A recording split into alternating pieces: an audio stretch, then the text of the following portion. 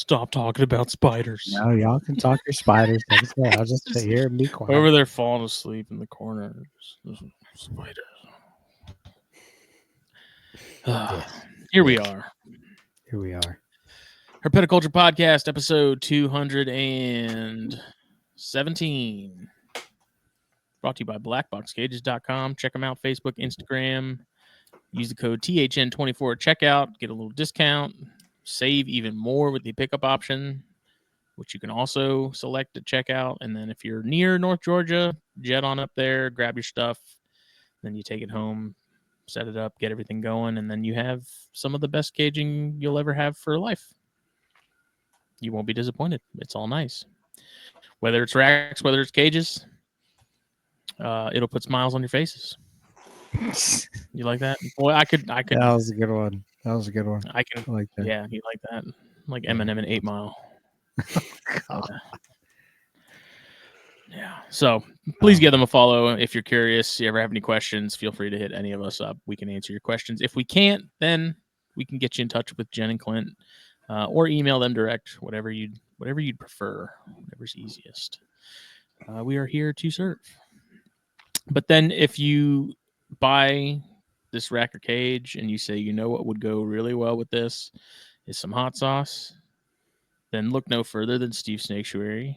SteveSnaketuary.com with the Venom hot sauces. Get the whole set, collect them all. If you just got to get one, me and Jake will always and forever say the Cottonmouth sauce is where it's at. That's the one.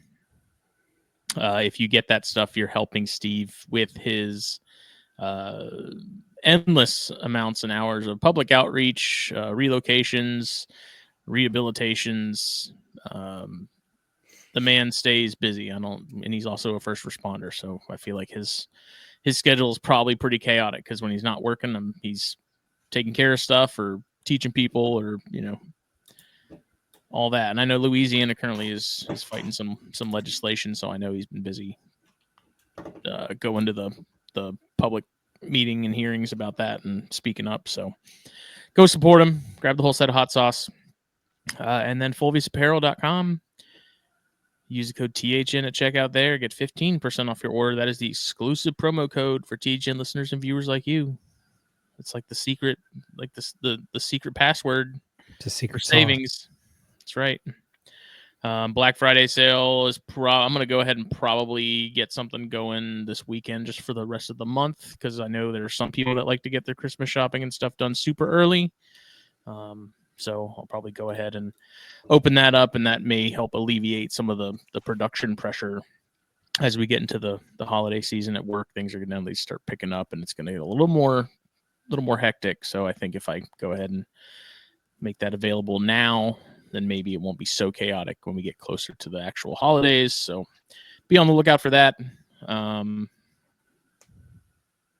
Yeah, hats, shirts, hoodies, coffee mugs, all that good stuff. We need to snag a hoodie from you. I could do flipping tin hoodies. That'd be pretty dope. I can do all the hoodies.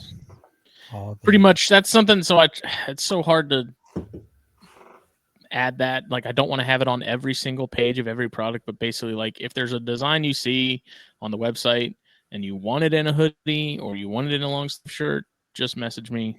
It's a very easy switch. It's not difficult. It's not any more labor intensive than me doing a shirt.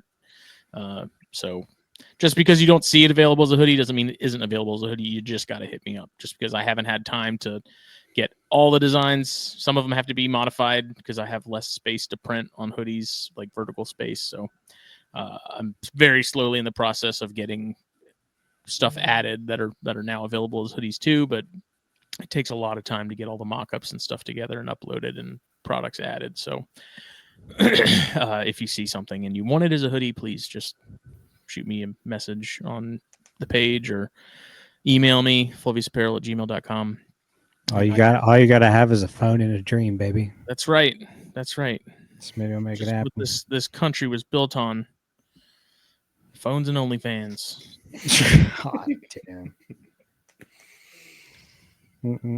I can't even talk smack, man. Whoever does that, man, they're making bank. I'm sitting here killing myself, 40 plus hours a week, Meanwhile, you just like spit in a jar and send it to someone. You just made $15,000. I mean, Or you could you're do that. You could do that too, buddy. or you're a kid on TikTok with like 3 million followers, and you put out a video you dancing and make what I make in a year in a day. Hurts my feelings. Okay. Wish it was that easy. I wish I was. Yeah, I know, right? If only I had invested in Amazon in the early days. If only Yeah, I right. invested in Apple. You know, whatever. It's neither here nor there. This episode, because we don't really do this one week to week anymore. Much to. What are you shaking your head for, Jake? I'm That not was, shaking my head. the head shake of disappointment. No, man. He's not mad. He's just disappointed. Oh, Damn, man. man. I'm chilling, man. Oof, It's all good. hurt. I mean, we can't do it week to week, so we got I got flipping 10. But got I mean, the I wish we could do it every other week at least. But you know, whatever. It's cool. I don't Is even it? care. Yeah, dude, it's fine. It's whatever. Cool. It's whatever you want to do, bud. All right. Well, what's new over there? Anything? For Anything me, exciting, compelling? I don't remember the last time what I talked about last time, since we haven't recorded in like 6 years. Oh my god. Nothing new. I think did I talk about the Splendida? Did I have those yet? Yes. Okay, so I have king snakes now. I have too many king snakes. He's Just getting normal Splendida, or Yeah, they're Christmas Mountain locality Splendida, and then I've got Cali King. That's also locality from Mexico. And then first and it's set not of, a Cali King. technically it's a Cali King. Just shut up. It's a Mexico King. Other than that, got some snakes out the door recently. All the babies are rocking and rolling. First set of babies went out. Some people who needed some females from last year. Yeah, trying to get snakes out the door. Oh, I made a morph market. I don't have anything posted on it yet, but I finally bit the bullet. And Oh, you didn't even have to upload anything to it with all the stuff you just parted with? no. That was like that was from people who bought males last year, because I had a bunch of males, and then they got females this year. So I set them up. I was like, hey, you want your girls? Because luckily I had surplus females this year. Gotcha. So then I sold some other odds and ends. Unfortunately, I got rid of my northern pines. Still got the black pines though. Those are staying here. Making it blacks and get rid of the northerns, because you can get northerns anywhere. Okay, that's fair. I'll give you that. Blacks are a state by state thing, and I'm one of very few people in South Carolina that actually has black pines. You're right. So good call. Yeah, it was more so a decision of not having as many giant colubrids that would eat me out of house and home. So something had to give somewhere. So some things I'm parting with, trying to slim down on a few things. So if anybody's interested, hit me up. And then a lot of baby rat snakes. Everything's going, eating, and growing. So that's always good. Yeah, everything's pretty much business as usual. Other than that, I did what? Go ahead. Nothing. I was gonna say it's a completely different question. Well, ask me after this. I did order something I'm pretty excited about. So I use the 2-ounce deli cups or just 2-ounce deli cups for water dishes in the baby rat snakes enclosures. And I ordered some cup holders for a really good price from Mid-America Reptiles that hold them. So very reasonable price. They get even cheaper if you order over 50, which I did. So if that is something that interests you, hit them up. I should be getting mine tomorrow, and I'll make a post about them and stuff. But yeah, pretty excited about those. So like a ramekin kind of thing. I don't know what that is, but it's just a PVC cup holder that you put little deli cups in. Gotcha. So I believe they're 3D printed. I'm not sure. But yeah, pretty sweet. So excited. Are Excited to not have spilt water dishes in my Yeah. baby tubs all the time. So Mine don't spill theirs. They just insist on dumping substrate into it. Yeah, that too. But you use the red ones? On some of them. Oh, but you use the 2-ounce cup, little deli cups? It depends. I've got so Dollar Tree sells these little. I don't even know why they even sell them because to me they seem fairly pointless. Like you can put so little. It's made for like M&Ms and stuff. Like it comes in the 10-pack at Dollar Tree. Yeah. I know you're talking about. Fit like freaking 10 M&Ms in those things. Yeah, I know exactly. I use those because they're the right size for those red lidded tubs we use. Yeah, and I used those for a while, but I wanted something that it was just taking too long, man. And I got too many, so I got something to where I could just recycle the cups and I get them for nothing since I work at a restaurant. So yeah, I order all my deli cups through Restaurant Supply. So yeah. So I get those, and I work at a restaurant, so I just steal a pack. That's what I did with Cresteds, and it was because I can get the liquor store here on the island sells the small delis for Jello shots and stuff, and I get them not using them for Jello shots. But when I was doing Cresteds, that's where I would go and buy a sleeve of 100 of them or whatever, and they're relatively cheap. So maybe I'll start doing that. Yeah, you should, man. And I'm that's why I'm super excited for these cup holders because man, they tip them over all the time, fill them with bedding. So I'm excited to not have to worry about that.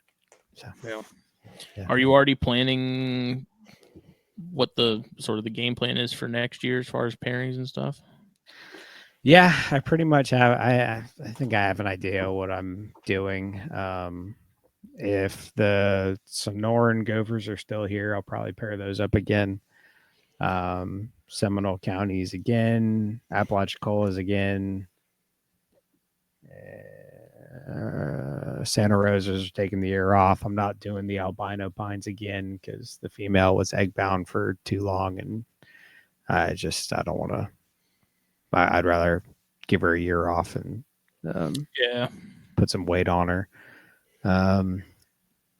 None of those eggs hatched, by the way, for anybody listening. So that sucked. But yeah, no, I think that's gonna be about it. It's gonna be and then I'm pairing carpets. I'll be getting carpets paired up here soon. So yeah, I think that's gonna be about it. I really hope I can get carpets this year, man. I haven't had baby carpets since 2020, so it'd be nice to get some more of those on the ground. Other than that, yeah, I think that's gonna be about it. Nothing. Oh, I'm probably gonna pair the Clayburgh bull snakes. Those are getting some pretty good size on them, and KP says they breed like corns, so hopefully he'd know. Yeah, I guess. Yeah, that's who I got them from. So yeah, hopefully those can go. That'd be sweet. And if I have the San Diego Gophers still, which those are for sale if anybody's interested, if I have those still, I'll pair those up. Which are their Clumper and Bechtel albino, like visual albino, and like the male is a triple visual. He's Clumper, Bechtel, albino, striped, and then the female's a triple het. So it'll be a lot of variety. Yeah, a lot of variety in those if I still have them. But yeah, they are available if anybody's interested in those. So yeah, it'll be a fun season for sure.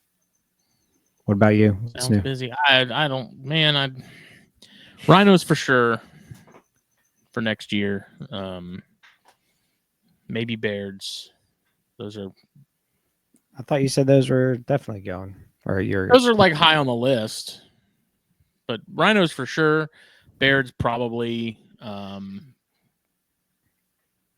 Not sure on what I'm going to do as far as corns, or if I'm just going to take the year off from corns. Yeah, but nothing too intense. I feel like I need a slower year. Yeah, I feel that. But I mean, as far as anything new here, there's really nothing going on. Business as usual. So no updates really to give. I tell you what, man, I got for my babies, I got them all drop feeding now, except for the baby Deckards. And man, it's been so much easier doing babies because I literally just throw the old cup out, put a new one in, throw a pinky in onto the next one. It takes me like 10 seconds a baby now. So I can whip through them all pretty quick. Yeah. It's nice. That's what I take those. So the other deli cups that I get from Dollar Tree that are more like the standard water dish size, I save all the lids from those and I'll use those as like little plates to drop feed. Because on a couple of the things I have, I'm using that really fine shredded aspen, which I sort of have a love-hate relationship with. Like I really like it because the snakes seem to really enjoy being able to like tunnel through it and sort of burrow in it a little more to where it actually has some structure to it. But if they end up grabbing a pinky or fuzzy or something and dragging it through that stuff, it's like rolling it under the fridge in your house. It's just covered. Yeah. It's really frustrating because of course you got a corn that's like super eager to eat and you're trying to peel off aspen from it as it's doing that, and like, you know, it just, I don't know. I'm on the fence about it. I like it. I also hate it. So I use because I do this. I don't like putting pinky straight on the substrate. I actually take paper towels and I rip them into like 6 squares. And on a paper towel, I just take a little square, put it on there, set the pinky on there, and keep her going. So that works out really nicely. Yeah. I tell you what, though. Oh, that is one thing I did get, the new locality corns I got. Oh yeah, those are, dude. Oh my god, those things I'm are ridiculous. Bummed. I really did want a pair, and you know, I think I'd been in Gabe's ear about them since we found that pair, or since Devin found that pair. And I was like, dude, when those things drop eggs and you got babies, like, put me down. And then of course he's like, hey man, I have some of those babies ready, and I'm like, oh. Dude, when you see mine, you're gonna be pissed. I probably will be. You're gonna be freaking pissed. Like, I'm trying to actively downsize and refocus as far as corn projects, and it's like, it's just not the right time. You know, it was really frustrating, and I felt bad because I'm sure, you know, I was high on Gabe's list of people to hit up about him because I had asked about him fairly regularly, and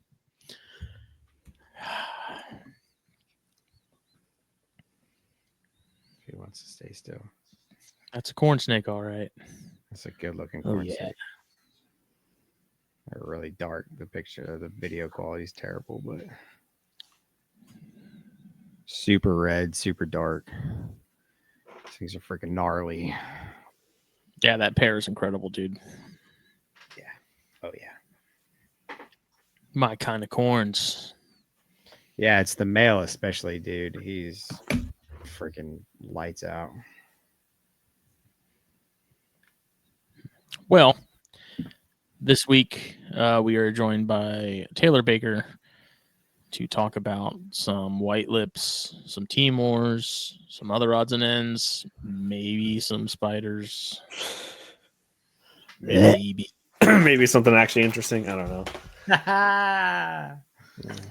All kinds of stuff. I feel like you're one of those guys where you've got a lot that you don't really post. I don't post nearly anything I have. You got a lot going on that people just don't know about. So, well, I'm always so busy with what I have and like work and everything like that, and like social media just escapes me. I don't know why. That I just like, if I'm stoked on it, then I'll post it. But in like the Timors, I've had most of the Timors post. I had them for over a year before I even put them on the internet. So it was like, it's just not worth it, I guess. Yeah, I go through phases where I'm like, I'm going to post every day, and especially on the Fulvius stuff, like I'm going to make an effort to post regularly. And then I have these periods where I'm like, what's the point? Yeah. Why bother? You know. But I mean, how's the as we do typically with most episodes, you can give us the long version, the Cliff Notes version, how you got into herps, and then what your current collection is, and get into a little bit more from there. Yeah, well, like it's kind of funny because like when you listen to a lot of podcasts, you're like, "Oh, I've been in it since I was a kid," and all this stuff. And I'm like, "Yeah, I kind of was interested in like anything animals when I was a kid. I wanted to be like a marine biologist. I had fish when I was a kid. I used to catch fish out of the back. We had a creek in the back behind our house, and used to catch sunfish and like mosquito fish, and there was like some catfish stuff and everything. Used to catch all that stuff when I was a kid and keep them in tanks and everything. Never really did much with it. It was just like a small fascination. And I grew up in the Southeast, so I always grew up like I was taught to be super afraid of snakes and everything like that. And so it wasn't like always on my radar. But at college and stuff like that, it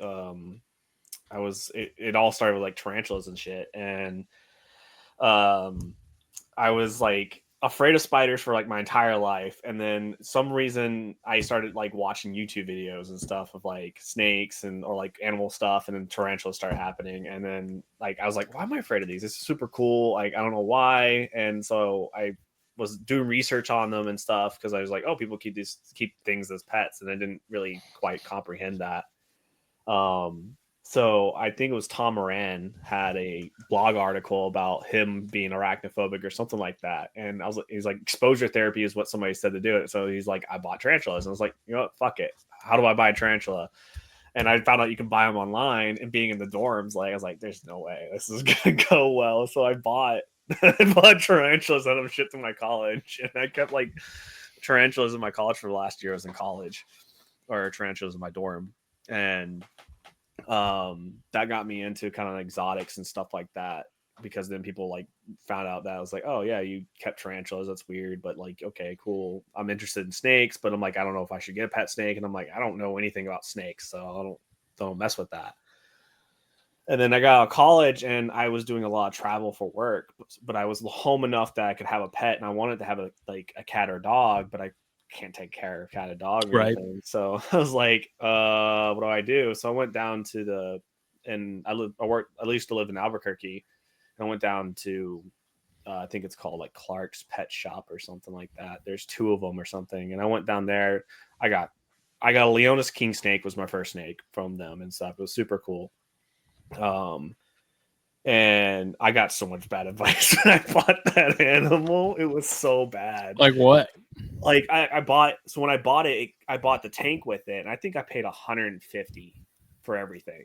It was not that bad when you think about it, but it's like maybe like a 2.5 gallon tank or something with sand and stuff. And like now I look back, I'm like, I can make this work like now with what I know, but it was with a heat lamp with no thermostat. It was not great, but I had it, and I looked at it and did some more research when I got it, because I didn't think that was like 100% right. And also when I do stuff, I like to learn everything I can about it. So especially with the tarantulas, that's what I did a lot, was go through forum posts and all that kind of stuff. So, yeah, like I was like, oh, this is not right. So I ended up buying I think it was a 20 gallon or a 40 gallon. I can't remember, but screen top lid with a heat mat and stuff like that. I still didn't do a thermostat, and it's like at this point, and I was like, I burnt a few mats up and stuff like that, cracked an entire thing. Like this was fast and loose, and eventually I learned my lesson. I was like, okay, I got a thermostat because I did research online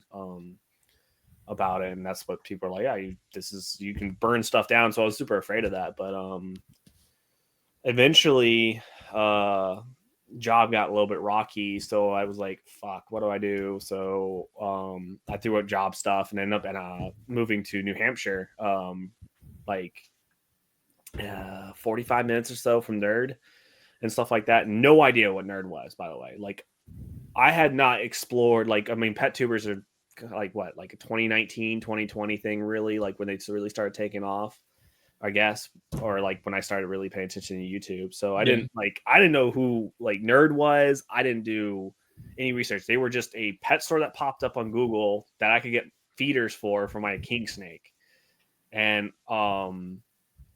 think, and in the move too, my the cage I had for my king snake broke, my glass tank, so I had to buy something new. So I bought a front opening thing for it and all this stuff.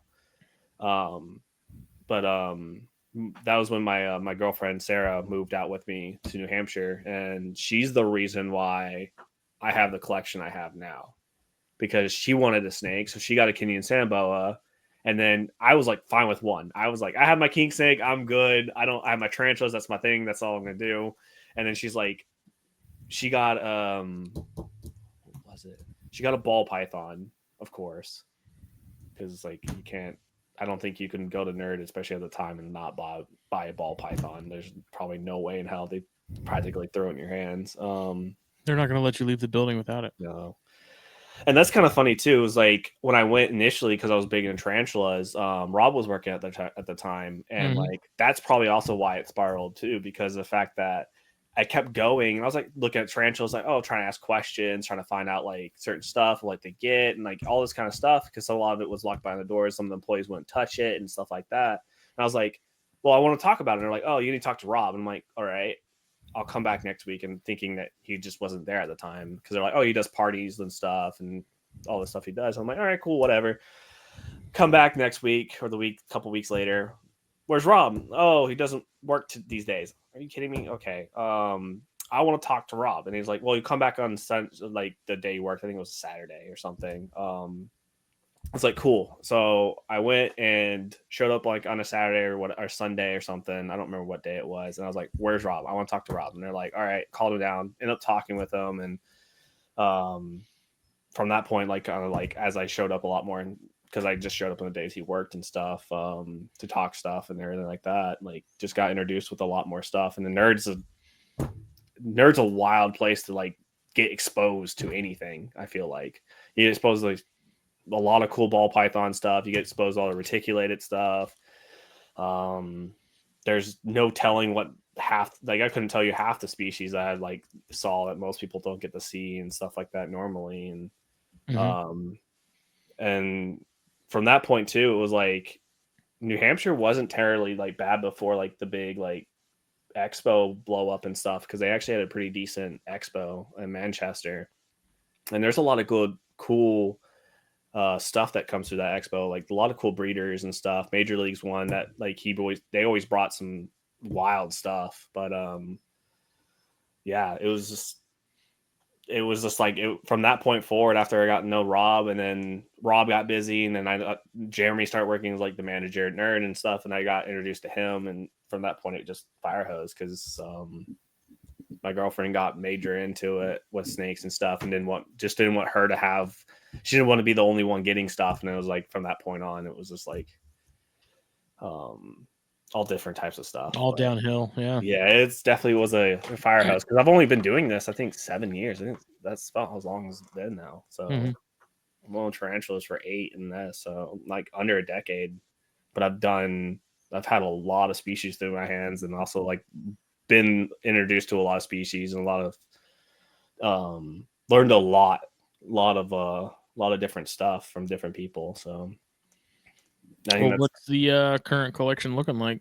Where is it at the moment? Too many ball pythons for one is where it's at. A lot of ball pythons, that's getting slimmed down though. I'm cutting back a lot on that stuff. I was going big into it, and of course with the market change and stuff, it kind of makes it hard to sell stuff. But I also just losing interest. I think that's where I'm at, where it's like it's not as fun for me. So, but that's also because like everything else is coming down the line that I've been distracted ball pythons with. So like if we were talking about snakes, Leonis, I think I've exploded on my collection this last year with them. I pretty much have been buying as much as I can as I want with that. So I'm like up to I think 10 of those. Just my favorite king snake. I just think they're just the coolest thing ever. More Florida Kings is something I've gotten into the last couple of years, just because I like just the ways the colorations look, but also like the normals and stuff. And that's something I've targeted a lot with colubrids is that I don't necessarily like buy into a project where you can make one thing. I kind of buy where they're hets of something. So like you just get whatever. I just love the whole like box of chocolate kind of thing. And that's kind of what I did with the corn snakes recently when I went and bought some from Trumbauer that were what he called like Lee Abbott, like morph party things or whatever. I don't remember what he called them, but they're just like, he doesn't know what the morphs are in them. They're just mix of a bunch of crap. And it's like, yep, that's a cool animal. That's a cool animal. Yep. I want to buy these. And what else is there? Splendida happened by accident. I got a pair of snow Splendida, but from a friend of mine. And just like, he's like, here, you want these? And I'm like, because I have 3 pairs and I don't want to have them all in one place because I don't see them as often. I'm like, sure, I don't care. Like, yeah, I'll take them. I'll give you babies when they produce, and I'm probably about a year out. Hondurans are a slow project to build back up or build up. I keep ending up with males and or like in that are supposedly females and stuff like that. So I have a bunch of, I'm trying to get a few more of those, but not trying to go too hog wild with them. What else is there? Kluber wise, I have a banded water snake that's my girlfriend's. That's a pain in my ass. Hell yeah, brother. I love that thing, but I need to get in an enclosure for it and like get it really nicely set up. That's like another reason why I need to downsize in some ways, because I really want to just get water features and all kinds of shit for it. You'll enjoy Nerodia a lot more like when they're really set up, because they're out all the time. They're very personable. They perch like crazy. Like they're cool, man. Yeah. I don't know what other colubrids I have. I think that's it. I might be forgetting something. I'm forgetting something. Boas are starting to pop back up again in the collection. That's another thing. But a lot of people, it seems like I've noticed a lot of people, at least in our friend group, boas seem to be creeping into collections pretty heavy for some of them. I want them to creep into mine real bad. Well, we just picked up at Tinley Long Cotta. Finally, when we moved, we lost my girlfriend's female, and we were devastated about it. And we had been waiting for a little bit, and that happened. And I was like, "Yep, it's time to finally get that going." So we got a female, and that's probably gonna be a pair eventually, or something. I want Bolivians. My girlfriend, and you can't find those anymore. They're popping up. There's still people breeding them. Yeah, they're popping up a lot more. Chad Gray was one I was targeting. Okay. May he rest in peace. Was one I was looking forward to buying animals from. He had a lot of nice silverback stuff, and Gateway City had some at Daytona actually. I didn't do a ton of walking around this year at Daytona because of the table and stuff, but I didn't. Completely missed them. So yeah, I would have noticed those, because those, man, there was back in like the early mid 2000s, like those were pretty easy to come across, and then over the years it seems like they've just slowly waned, and now you just don't see them like you used to. Mm-mm.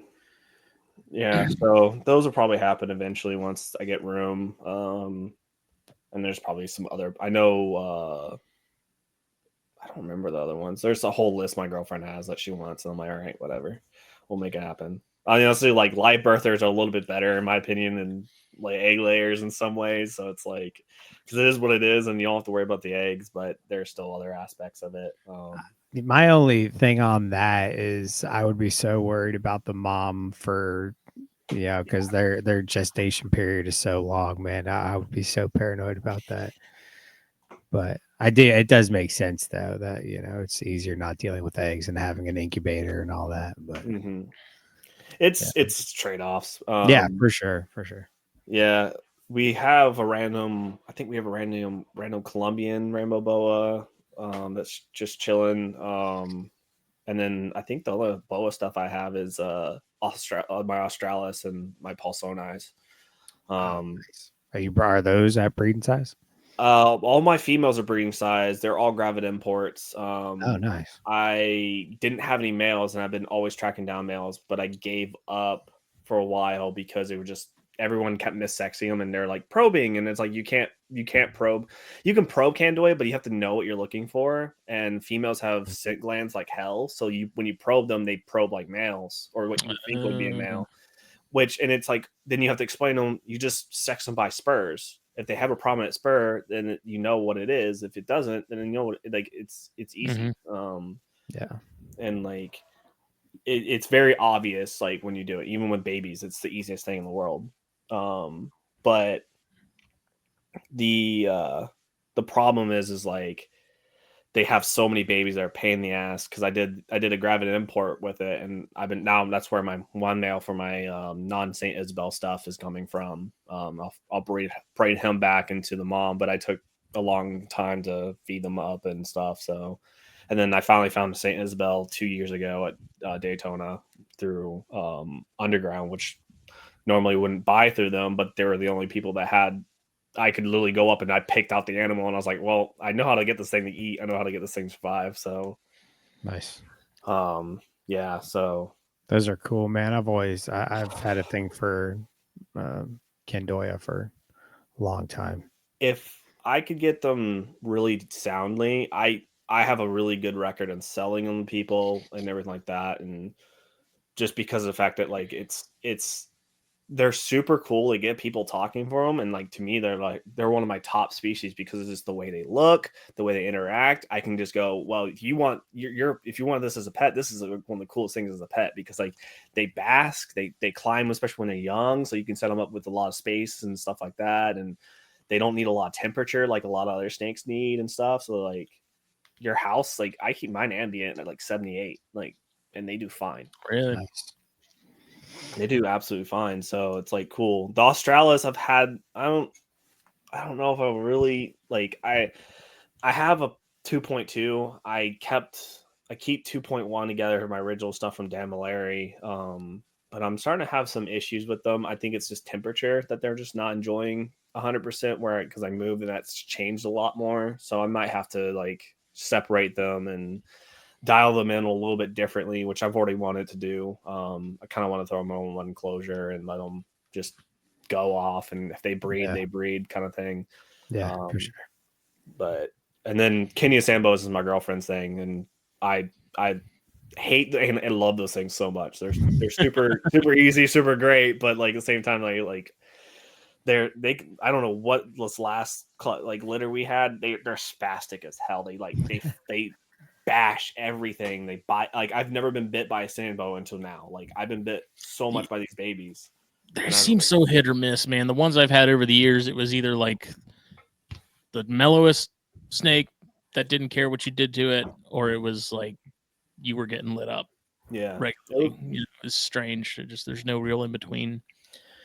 But they're fun as hell, and they're really popular where I'm at. Like at least for our pet shop, they're always especially this last year, they're always asking us for like, do you have babies? Like we want babies. And they're like, oh, do you want like the snows? Like this, like predominantly we had the Paradox Snow stuff, and they're like, no, we want the normals. That's what sells. And I'm like, all right, makes my life really easy. So yeah, but, I love the Aneries. Out of all the morph stuff, just a black and silver Kenyan, man. That's high percentage Rufuskin Aneries, like with the high black, super nice. We had one that we held back female wise. She's a smoker, and even the stripe that from that litter, he's like super orange, but like really bold colorations and stuff. I need to get pictures of it because it's so nice. I didn't expect to like the Sambos as much until we start producing them, and I was like, "These don't need to get on the rough scale train, man." Rough scale boas, Sandboas, yeah. Conicus. So Conicus gang. The plan is to do rough scales. I want to get a pair of Indians, and then always leave enough money on the board to when Rufus Darden starts producing Iranians again. Gotta get some Russians too, man. Russians are my last ones I'll probably get. Really? Oh man, these things are because cool. Most of them are the morph stuff, and I don't want the morph stuff. I want just bold, just standard, everything, just those.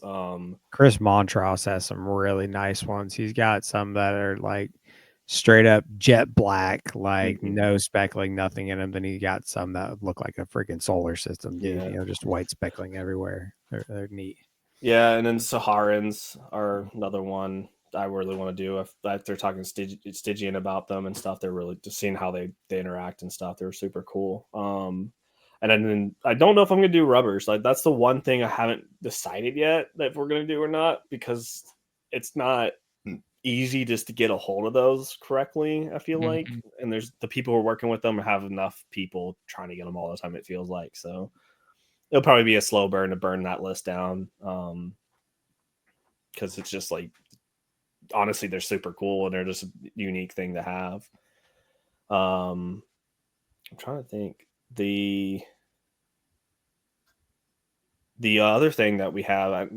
I really can't after having it. You really can't consider them boas or pythons. Is the calabar stuff, Mhm. calabar boas. Those have been really cool to have. That's been a fun thing to keep.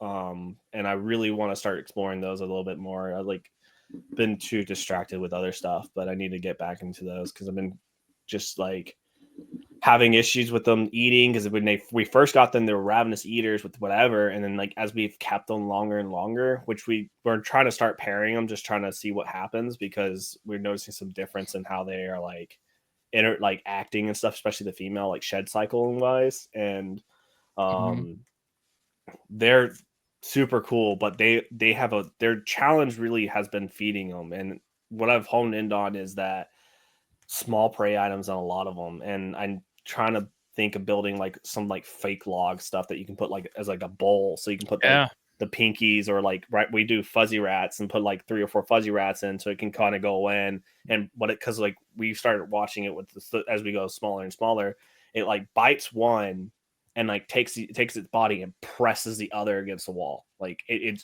Like is a Pituophis. yeah Yeah. it is no, I hadn't like we hadn't seen that before and we started like trying to like hone in and start paying attention a lot more and it's pretty violent for what they do and I'm like thinking about like babies and I'm like yeah this is gonna be a fun experience if babies happen because I don't know how this is gonna go. Yeah. Yeah. Yeah, I mean, it makes sense because Pituophis do the same thing. I mean, they're nest raiders, so they Mhm. go in and just bust up a bunch of babies and eat like 5 to 10 of them Yep. suckers. Yeah, they are big nest raiders and if I start breeding rodents or have the area to breed rodents and stuff like that, I feel like they're gonna really start benefiting from smaller and smaller stuff. Yeah, for Just sure. lots of them. They're super cool though. Like I really wish that they were explored more, but I understand why they don't do well in hobby because a lot of people are not prepared to just like do no frozen thawed. Like they just don't thrive on frozen thawed. I just haven't had the luck with them, at least the ones we got. So and then pythons is I would say it's not as over the place. It's mostly just ball pythons, which is whatever. It's like I can go on about that, but it's just like I like the colors. I like breeding them. They're fun, and then I get babies, and then I realize why I hate doing this. It's not been a fun year for ball Fun pythons. until they're not. Yeah, it has not been a fun year. But the girlfriend, she does white lip pythons. She's the only one that does that. I don't mess with the white lip pythons. We have northern southerns, and I fucking hate them. I love them to death. They're really cool, but I fucking hate white lip pythons. I will stand by that. They're awesome, but they're not a snake that everyone should own, and I just don't understand why everyone likes them so much because it's just I don't like the musking. My girlfriend can pick them out of the enclosure pretty much all the time, fine. But from some of them, they always strike at me. They always are trying to kill me, and I don't know why. So could be a But I vibe. remember talking to her about those at the Grovetown show. This was when we went up to BlackBox, Jake, and we were at that show, and Keller met us and stuff up there. That was like what 2 or 3 years ago, Something maybe like longer. that. Yeah. But it sounded like at the time she was on track to be pretty successful with him. I don't like what I progress think she made as far as pairing and figuring those out. so. The Northerns it was like we had the Southerners were small when we first moved down here, so they weren't ready yet, and now they're at a size where I think we're comfortable with breeding them and everything. So I think this winter we're going to start trying to cycle them to feed feeding wise and stuff. And I think we're going to start trying to hone in on breeding them. The Northerns, I think at least the one thing we decided we were going to feed up the female a lot more because she was just kind of like, she just kind of went off strike and just kind of was a little inconsistent. And we're just a little bit skeptical about it. Because like the year we talked to you, it was like actually everything was doing great. And then I don't know if it was just the weather we have. And like, that's another thing too, is like where we live in Huntsville, we're at the base of the Tennessee Valley area. And like our weather patterns are way different than, majority of the area, or at least with like weather, it's a little bit more erratic than I would expect barometrically and stuff. So I think they just threw himself out of cycle, and I'm hoping that we kind of have better luck this time. But I also have a new male that's adult wise and stuff, and hopefully I think female wise will be better set up in a couple of years to have more females too. But the plan is to throw multiple males at it this time and not kind of go with the compatibility thing, which I don't know.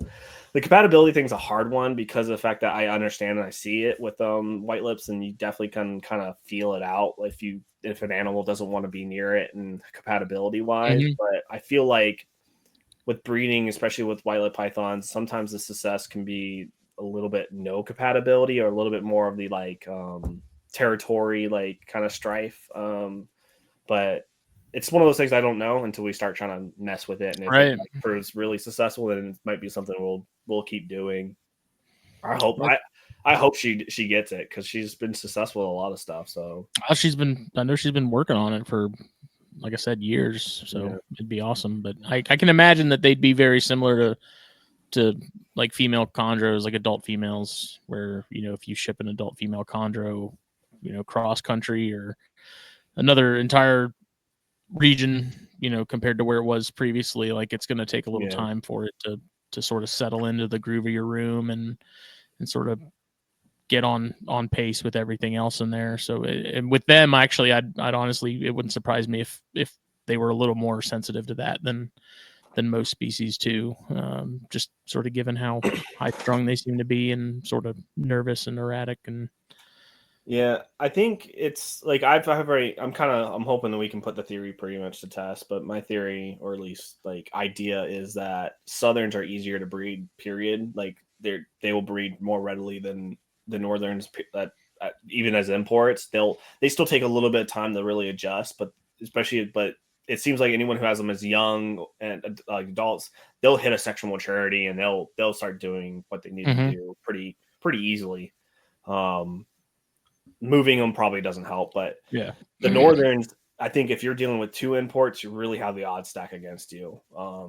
I think the younger you'd get them too, the more successful you're likely to be down the road too. 100%. I think the imports it takes a long time for them to adjust, even just pattern wise. They change how they are, especially the way we are. Like we moved across city, and then they changed completely how they act, like wise. And even the one I have in my room, like he completely changed how he was being for like 3 or 4 months before he kind of got back in cycle. And he never went off feed the entire time I got him, since I got him from McVeigh, and brought him down all the way from Tinley to here, no problem, whatever. And then like we moved across the house and like during the summertime, and he just completely just decided that was not it. And that was crossing the line. Yeah, he shut down for a while, and for a couple months, and he would eat, but it would just, the way you would watch it, you're like, oh, you're eating because it's there and it's available, but you're not really interested. It took him a lot more to be interested, because I would have to like open the bin and like wait for like take a hook, prop it up, and have the food ready. Because if I didn't, he was going to be at my hand like instantly usually, but he wasn't doing that. He was very just off put by everything. So I'm hoping to figure that out stuff, because that'd be really cool. But we do have some captive born and bred stuff, the white lips, before they became super expensive. We were able to pick up some of that stuff, but they were new babies, and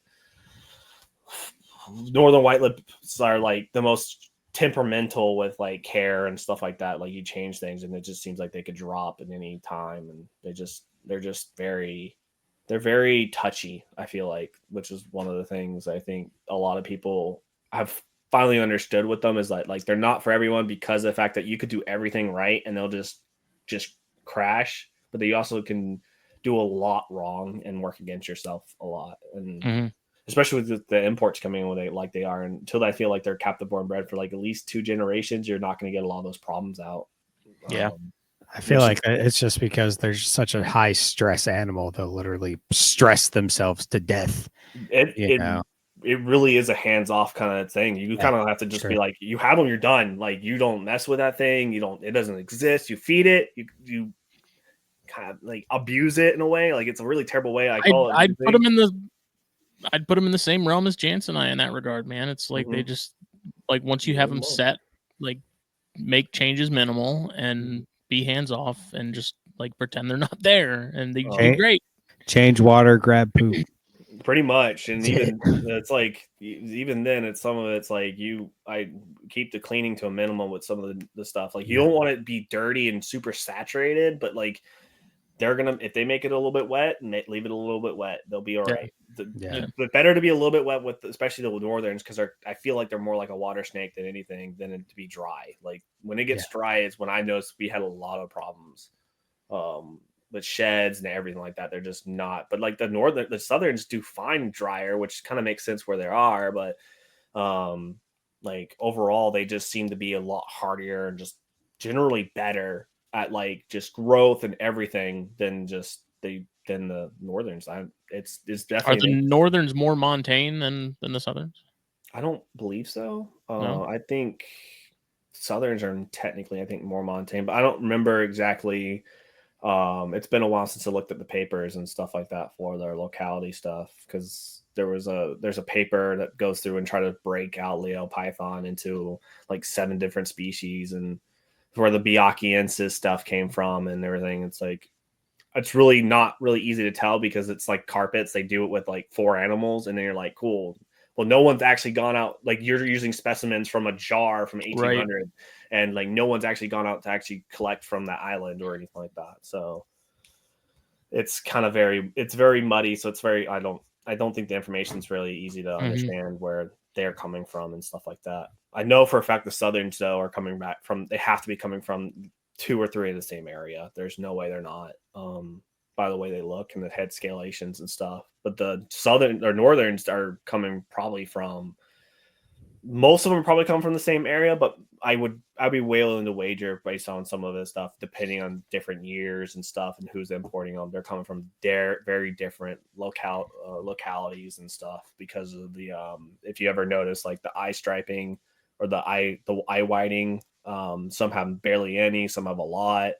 That is, if you look at that, you can almost go to the top of the head scalations and you can see a lot more of the shield scales separating or not separating, and the narrowing of the head. And there's a whole bunch of that stuff I've noticed with them. And I wouldn't be surprised if we end up breeding all this stuff somehow. Hopefully, like, come find out like 10 years later, somebody did the research and they're all hybrids or something, or subspecies hybrids or something. But I mean, it's kind of hard to tell because a lot of the papers from, like, I think the most updated paper is like from 2014. So, it's better than most. Unfortunately, that's not a species I'd imagine a lot of people are going to be jumping at the chance to go and study and stuff like that. Because it's the way science stuff works. Is they're going to go for things that are more likely to get grant money and funded than things that won't. And it's less dangerous probably to do other things. Than go to parts of that of New Guinea and stuff like that, because the majority of the northern stuff is on one side that you can't really go to, from my understanding. So at least easily, or safely, and it's like, So hopefully those go well. I don't know. It's one of those things that we'll keep bashing our head against something and enjoying them. It's one of those things also too. If it never breeds for us, we're fine with it. It's a goal, but it's not the end goal. It's just to keep them. So it's not priority. No, it's a super cool species, and I think it's one of those ones that just takes work to keep them. Once you get them going, it's just like, yeah, they're there, and they're super cool. So it's like everyone kind of enjoys a white lip python. So yeah, they're really cool in other people's collections. Yeah, I was gonna say, I don't think I've ever heard someone say, "Man, these are like the most enjoyable snakes to work with." I love them. I really do, but I also hate them. So And that's just what I've heard from everybody, because Montross got into some recently. I was talking to him about him, and he's like, "Man, I just set him up and leave him the hell alone." Like, but I could say the same about Jansen. I like they suck. I love them. They're well, oh yeah, that's one thing. Is like VBBs and stuff. I love our VBBs. Our VBBs are not like they're not skittish or anything like that. They post right up. They're like, oh yeah, they get better when they get older. No, they do not. No, they do not. They're getting angrier as they get older, and I love it. It's so great. Sky with Hail the Scales, I don't remember if he moved it on or if he still has it, but he had like a 8-foot male beast that was just hell on wheels, boy. I walked into his room and he's like, "Oh yeah, there's the VBB," and I wasn't expecting it to be as big as it was, and he was all puffed up, dude. And he was S top, just ready to rock. And I was like, holy, that's an intimidating snake, dude. They do it well. Golly. Because ours is like their breeding size now. I think that we're gonna try to breed them this year. And they're like 7.5 feet. And I kept them in bins for a while, and I need to get them in enclosures because of the fact that like it was just so easy to keep them bins at the moment. And then like I think it was like we were moving and I had to pull them out, and I was like, this snake isn't stopping, and there should not be this much snake in this bin. But like they just grew out of nowhere. We've had them forever, and it was like, holy shit, this thing is massive, and they're so great. Like, and they're super nice. Like I couldn't have been happier with the ones we got because like they're super nice. Like 2 different like blue shades, but they're also like very minimal yellow and stuff. So. And then black copper rats are a whole different area of just like, nope, we're not gonna even stick around to find out. We're gone. Like. I have to be careful when I open those because they'll literally just shoot out the bin and be gone across the room before I even think about it. So, I'm hoping to do those well. And I talked to Zirkle about them, and he's like, just breed them, just do them respect for them. And I'm like, I have to get them finally, but they're super underrated. But yeah, with the Python stuff, I have carpets, but it's not a priority for me to breed them. Because I have like a mutt mix of a red light diamond. She's super cool. I've had her forever, and then I have a granite IJ that's just a pain in my ass. I don't thing is just a whole mess. It's just a whole mess. A lot of granites are, unfortunately. And this came from Star Pythons, like one of the last Tinleys from the last Tinley they ever did. So it's a great animal. It's really, really nice. It's one of those things. It's just I'll eventually breed her with the other the male I got for her, but she's just so temperamental with food and everything. She's fine. She just doesn't want to eat big meals when she doesn't, but she doesn't want to eat small meals. So I have to find like if it's not the right size, she doesn't eat it, and it's just weirdly a lot of IJs are like that, man. I've had a couple that just like would not eat. Some wouldn't eat rats. Some wouldn't eat big stuff. It's like, so I had one. I grew her big, but she was eating 2-3 jumbo mice at a time because she wouldn't eat rats. Yeah, I remember that one. Yeah, but it was just a pain. So frustrating. He's like, I can't get her to eat rats, damn it. And some of them won't swallow it if they don't grab it exactly by the head. Yeah. But they'll go insane and grab it mid body. I was like, well, I have to grab that here in a few minutes whenever you let go and decide you're not going to fucking eat it. That's how that hognose is at work, dude. Like that idiot grabs it by the midsection like every time, and then it takes him like a solid 30 minutes to try and work his way to the head and hope that it's the right end. Like, yeah. Jackass. My hogs are ridiculous, dude. I love Wilson. Wilson's the bomb. I'm lucky I haven't dove into hognose yet. They're fun though, man. I really enjoy mine. Haven't found the right ones, I think. But yeah. I'm trying to think what else is there. Timors. I think that's the last thing. I'm trying to think there's anything else because there's always something else. And Oh, we have ATVs too. Like I have a fucking load of ATVs apparently.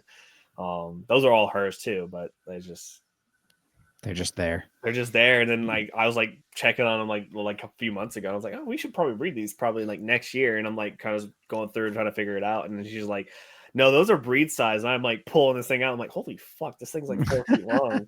They'll stuff themselves in such small spaces. You'll just don't know. It's crazy. They're like a cat. Yeah. And then I have Sumatran short tails is another thing I have. Those are going to breed this year as well. So nice. I'm excited about those. But I think it's just Timor pythons. How do the Timors compare to the white lips in terms of like temperament and better? So it's kind of interesting. Like all my Timors until the last one I have that's kind of like my like crown jewel, it were super skittish and stuff like that initially and stuff. Which I really wouldn't place them as skittish anymore. They kind of really grow into a routine. They're like very much like retics. I used to keep those before they were legal in Alabama. And they're very much like them, but a lot different in how they like attempt to do things. They're not very like strike first, ask question later. They can kind of perceive stuff, but they're very much also like food's there. I'm gonna go for the food. I'm prioritizing. So like it's like a little bit of an in between, but I don't know. It's like the inclination to pee and stuff like that is a little bit different than the musking and stuff. Yeah, that's what Billy Hunt was saying when he had some for a little bit, and he's like, dude, they just like it's like a scrub python. Like you touch it and it urates everywhere. It's very interesting too because it's like they purposely hold, like at least mine, they purposely hold on to it. Like I've given them more heat to try to encourage them to do it.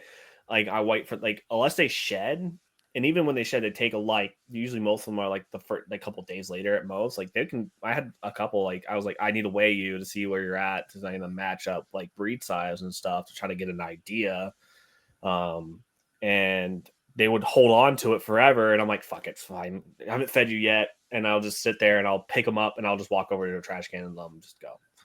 That's what I do. They don't like try to shoot it everywhere. They just let it go, and it's like that's all right. Insane. Yeah, I mean. Then you find yourself like you actually question your life. You're like, why am I milking a snake to shit? And it's like, God damn, it's so bad. But they're not. It's not as bad as people make them out to be. It's just something you deal with, and it becomes super easy. It's not like a milk. It's not like milk snakes and stuff like that where they musk you and it smells bad, or like ATVs where they musk you and it smells like battery acid and. It's just normal like rubber. Yeah, it's like all that kind of like normal. It's normal stuff. Like it's not that bad. But they're just. I would say they're just kind of like a retic, in my opinion. Like that's kind of how I perceive them. They're not like the super smartest thing, but they're not like super dumb. I like to keep mine with perches. I don't see them doing well with without perches or anything like that. Just because like. They like to perch. They like to sit on top of stuff. When the only time they don't see them doing that is when they're getting on heat from either meals, which is a couple days at most, or they're going in the hides to shed, and that's it. When I don't see them, I know they're pretty much in shed, which isn't too bad. And I think. Like a lot of it was like a lot of the easiest thing I always found with at least our notes with Timors, like especially your import them or get the imports, it's always a little bit traumatic for a snake to figure out how to get it to eat and stuff like that. I just don't even mess with it. From what I've learned, they'll always go for the baby extra small quail, like or butt quail, like they'll just eat that. There's no problem. And they'll transition to rodents or whatever you put in front of their face. By themselves. You don't need to do anything special for them or anything like that. And their temperatures, like it's kind of interesting because like I noticed when like it's really hot on their hotspot, they don't use their hotspot. It's like if it's like around 85 or so, they'll use it pretty well.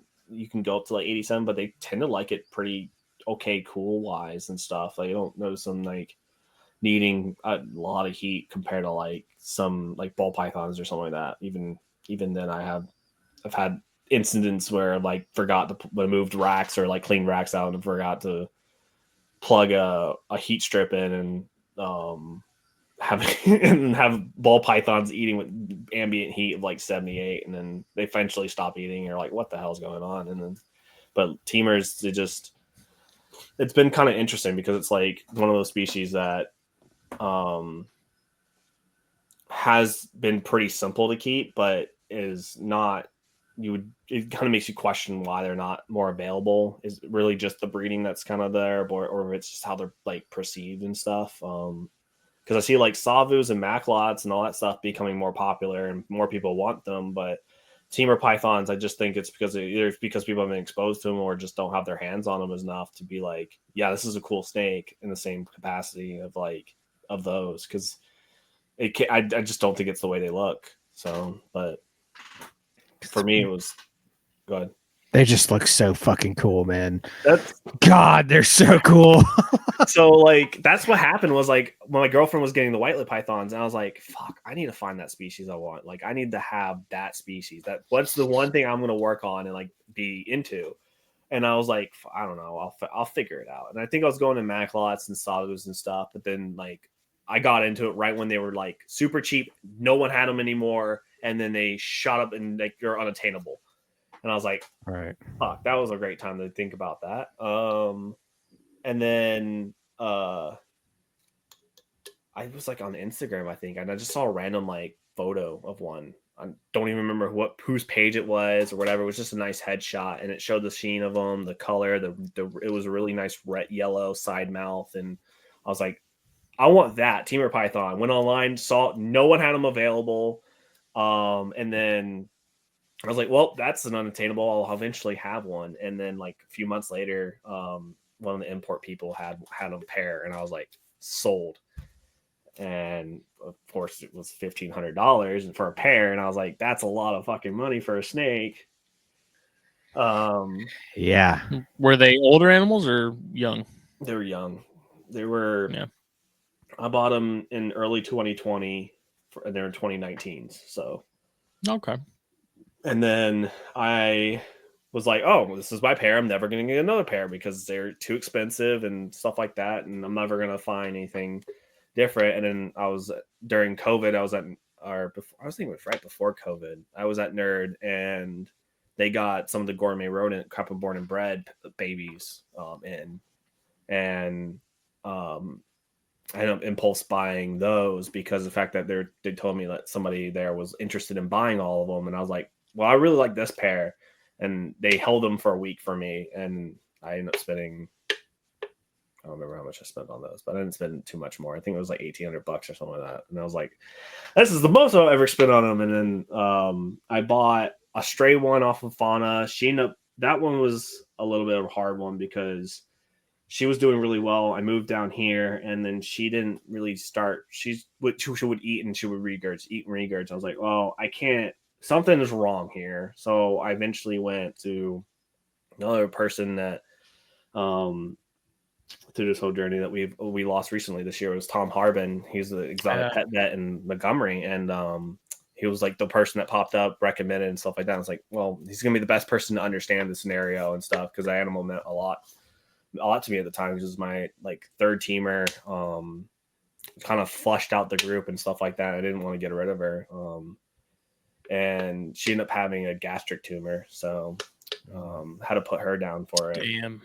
And then I got the one at Daytona that Billy told me about that was like super cheap. It was like $800 when they were like $1,500 at the time a pop, and I was like, sold. I was like, fuck it, sold. I bought it. I talked the guy down to $700, and I was like, awesome. And that was probably the worst experience with a Timor python I had. Really? Yes, she was doing fantastic. She was a pain in the ass to get started. She was the only one I ever I used all my tricks, and like she didn't do any of it. She started live, which was very strange to me. And then, but she transitioned really well. She finally like found her pace, and she was the nastiest Timor python I ever had. Like you open it, she came out fighting like the whole time. Like she was the only one I've ever had that would be that aggressive, or defensive or anything like that. And I was doing well with her, and I was like, well, she's out of quarantine. It's been 6 months. She's been doing fantastic, and like she made a mess. She went in the shed cycle, and then like she came out of the shed cycle. She made an absolute mess of her enclosure. I was like, well, it's perfect time. Like you made a mess. I got a bigger enclosure for you before I do because I keep them in before the Sterilite got rid of them, but like the latch bins, the blue latch bins with the gasket or whatever that are pretty tall. I just keep those on a shelf with the heat tape on the bottom, PVC and stuff in them for after like they're good to go. And I was going to get it soon, like was trying to find them when they kept selling out and there's the supply chain bullshit and everything. And I was about to I was hoping to find one soon, set her up and everything like that. So I was keeping her in the rack and everything. And then one day went and she looked like horrible. She looked like she was in a weird shed, and basically the way I can describe it is like way she shed, like you know how when you have a bad shed on something it kind of like breaks off. It did that, but it was wet and it sloughed off. But it like parts of her scales and stuff had to start sloughing off, and I was like, and then she had like a bad RI, so like I was like, I had to kind of like basically impromptu disinfect everything because of the fact that I didn't know what it was, and I moved her back to the quarantine and everything like that. And by this point she was not doing well, and luckily my incubator, like one of my first things when things get RIs and stuff, I throw them in my incubator, crank the heat up, and luckily nothing was in my incubator at the time. And I started doing that, and like she started getting the skin stuff started going away, and then she started clearing up, and I moved her, and then like the next day it got like 10 times worse. And I was like, I had bought one of the book, like I like buying a lot of the books from this stuff and everything, and it was, I think it's Mayer. I think it's like an animal veterinarian book. I think it's Mayer or something. It's the black one, with like the turtle or something on it. And I was going through it, just like trying to find out like what it could be and stuff like this, because I was like, this is not an RI. This is not normal. This is like nothing I've dealt with before. And I was talking different, right? I was talking to a couple people, and they're like, I really don't know what this could be. And I was like, huh. So I was like, and then like I went and I found the skin stuff, and then like there was one picture, I think it's the picture of fungal in there, and I was like, that kind of looks right. So I started reading through, and they're like, it fluoresces, and I was like, all right, well I have a black light, so I black lighted her, and she nearly her entire like skin fluoresced, but like specifically where she had like the missing scale pieces, it was like bright orange, and I was like, this is fungal. And then like 2 days later she died. So that was like the one experience with tamer pythons. Did it say like where it would have come from? Like, did it mention transmission or anything like that? Was she imported? Yeah, she was an import. But I had her for like 6-7 monds at that point. Oh, 7 months. I keep them on. So like I soak them when I get them. I kept her on paper towel for a while, and then I moved her to the substrate she was on and stuff. And like there was times when she was as wet as she was when she started getting the fungal. So like I could never track like how she got it. It was the strangest like instance. And I was like, from that point, like I think this last Daytona somebody had them as well for like $600, and I just like, no, I'm not. I can't introduce that. I'm done. I'm done buying non-captive born and bred tamer pythons because of the fact that like I have 3.3. I'm good with what I have, and I don't want to introduce any more problems to those at all. But man, that's a prime example why like a minimum 6-month quarantine is appropriate for most things, because something like that, I mean, you never know. That could have just been a slow burn. Maybe it didn't come out so long because you were taking good care of her, but after so long, it eventually showed its head. But my God, that sounds terrible.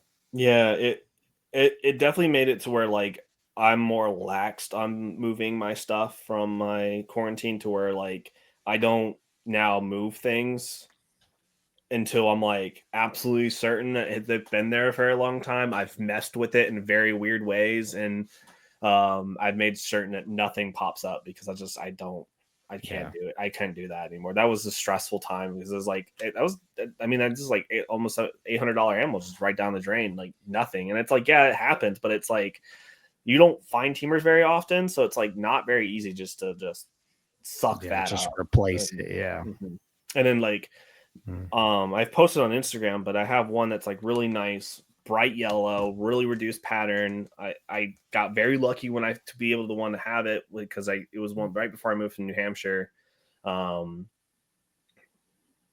lost him. He'll pop back up in a second. Okay. But I happened to be up there because I could go upstairs and stuff and hang out with Rob and them, and they had got a shipment from Cameron from Bushmaster, and there was like 6 Timors in it. And I tried to buy them all, but I couldn't get a good price enough, so I bought a pair of them, and it was the most expensive like time I ever had with that. But I bought a sibling, or what I could believe that was a granite look, and that male.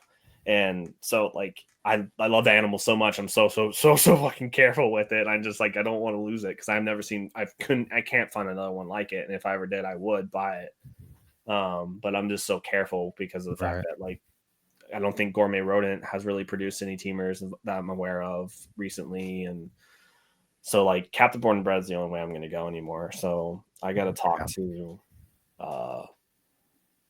Ryan Young when I have available funds to get. Yeah, I forgot he's working with some of those. Yeah, I talked. That was the one thing I talked to him about it, and like that's kind of where like with breeding, like that's this year's my first like introduction and stuff like that. Just get them, see how they do and stuff like that, because I think they're of size, but it's hard to find information on what size to be. Like you get I know with the gophers and stuff like that, you see it with some of the like was it Janai and stuff like that. I think some of the Montaigne stuff, they're just very slow burn on like when to breed them and stuff, and they're not exactly the biggest snakes, so they grow slow. And yeah, I know it's like that with a lot of the Montaigne stuff, especially like rattlesnakes and stuff. They're very, very just slow growing. I don't think Janai fall under that, but I think Depui, that's one it is. Yeah, I think they're more of like that 5 to 7 years old is when you're going to be looking at breeding. Yeah. Yeah, and that's my rule of thumb with a lot of pythons, man, is like 5. At 5 years old, I'll give them a go. My ball pythons is like, I start at 3 if they're upsized, but most of the time I don't even hit the size until 4. Right. And most of my stuff really doesn't hit until like 5. Right. But they're just the Timors, it's just like interesting because of the fact that like a lot of the speculations, they need time and stuff like that, and I would agree. But talking with Ryan Young, one thing he was like, you just feed them. You have to feed them. You can't be afraid to feed them because of the fact that they will eat well and they'll grow. And I definitely was a little bit cautious with my smaller stuff, and I still really am with upsizing. But when I start noticing it's really not a hard thing for them to eat, I really push them on the size of the food, and that's actually helped with their growth a lot. Yeah. Tone wise, it's mostly in the head that I've noticed it, but like body wise, they do adapt to it pretty well. But I did with medium rats for like my breeding pair that I'm hoping to have this year. But then as soon as they started being able to take medium rats and do the okay, and they got a couple sheds with them, I stopped it immediately and went to birds because I'm afraid of making them so fat. And that's the one thing I noticed with them. Like everybody's Timors is like, not everybody's, but I noticed with a lot of Timors people post online adult wise, it's hard to gauge size because they're just so obese. Right. That's such a problem. I feel like that's such obviously you see fat colubrids, especially rat snakes, but dude, pythons, there are so many obese pythons in captivity, man. No matter what the species is, maybe maybe womas. You don't see a lot of fat womas, but I mean that's about the most colubrid python you're gonna get. But yeah, like carpets, stuff like Timors, Maclots, all those, man. People get them so freaking fat, dude. It's sad, honestly. It's also why I need to get mine in their permanent enclosures and stuff, or what I think will be in their permanent enclosures, because I really want to give them more. I want them mostly just more space to climb. I don't really necessarily with mine, I noticed that they don't really care that they have more space left, right, up, down. They just kind of want to be somewhere, and that's where they're going to pick, and that's kind of how they are. But I do want to see how they interact and stuff. But it's definitely an interesting thing for keeping them because they're just not a lot of information on like how to breed them and stuff like that. And my biggest source right now is just literally talking. If I have any questions, I'll probably just talk to Ryan Young, but also talking with or not talking with them, but reading the Barker's paper that they did when they bred them. And that's what I'm using a lot of comparison on. Is I usually don't weigh my snakes too much. I usually go by feel and stuff, what feels right. But weight is a good resource to kind of peg where like, okay, this is breeding. This is kind of know where has to go, and especially with something that's not as bred or posted like wise, and pictures are not easy to tell.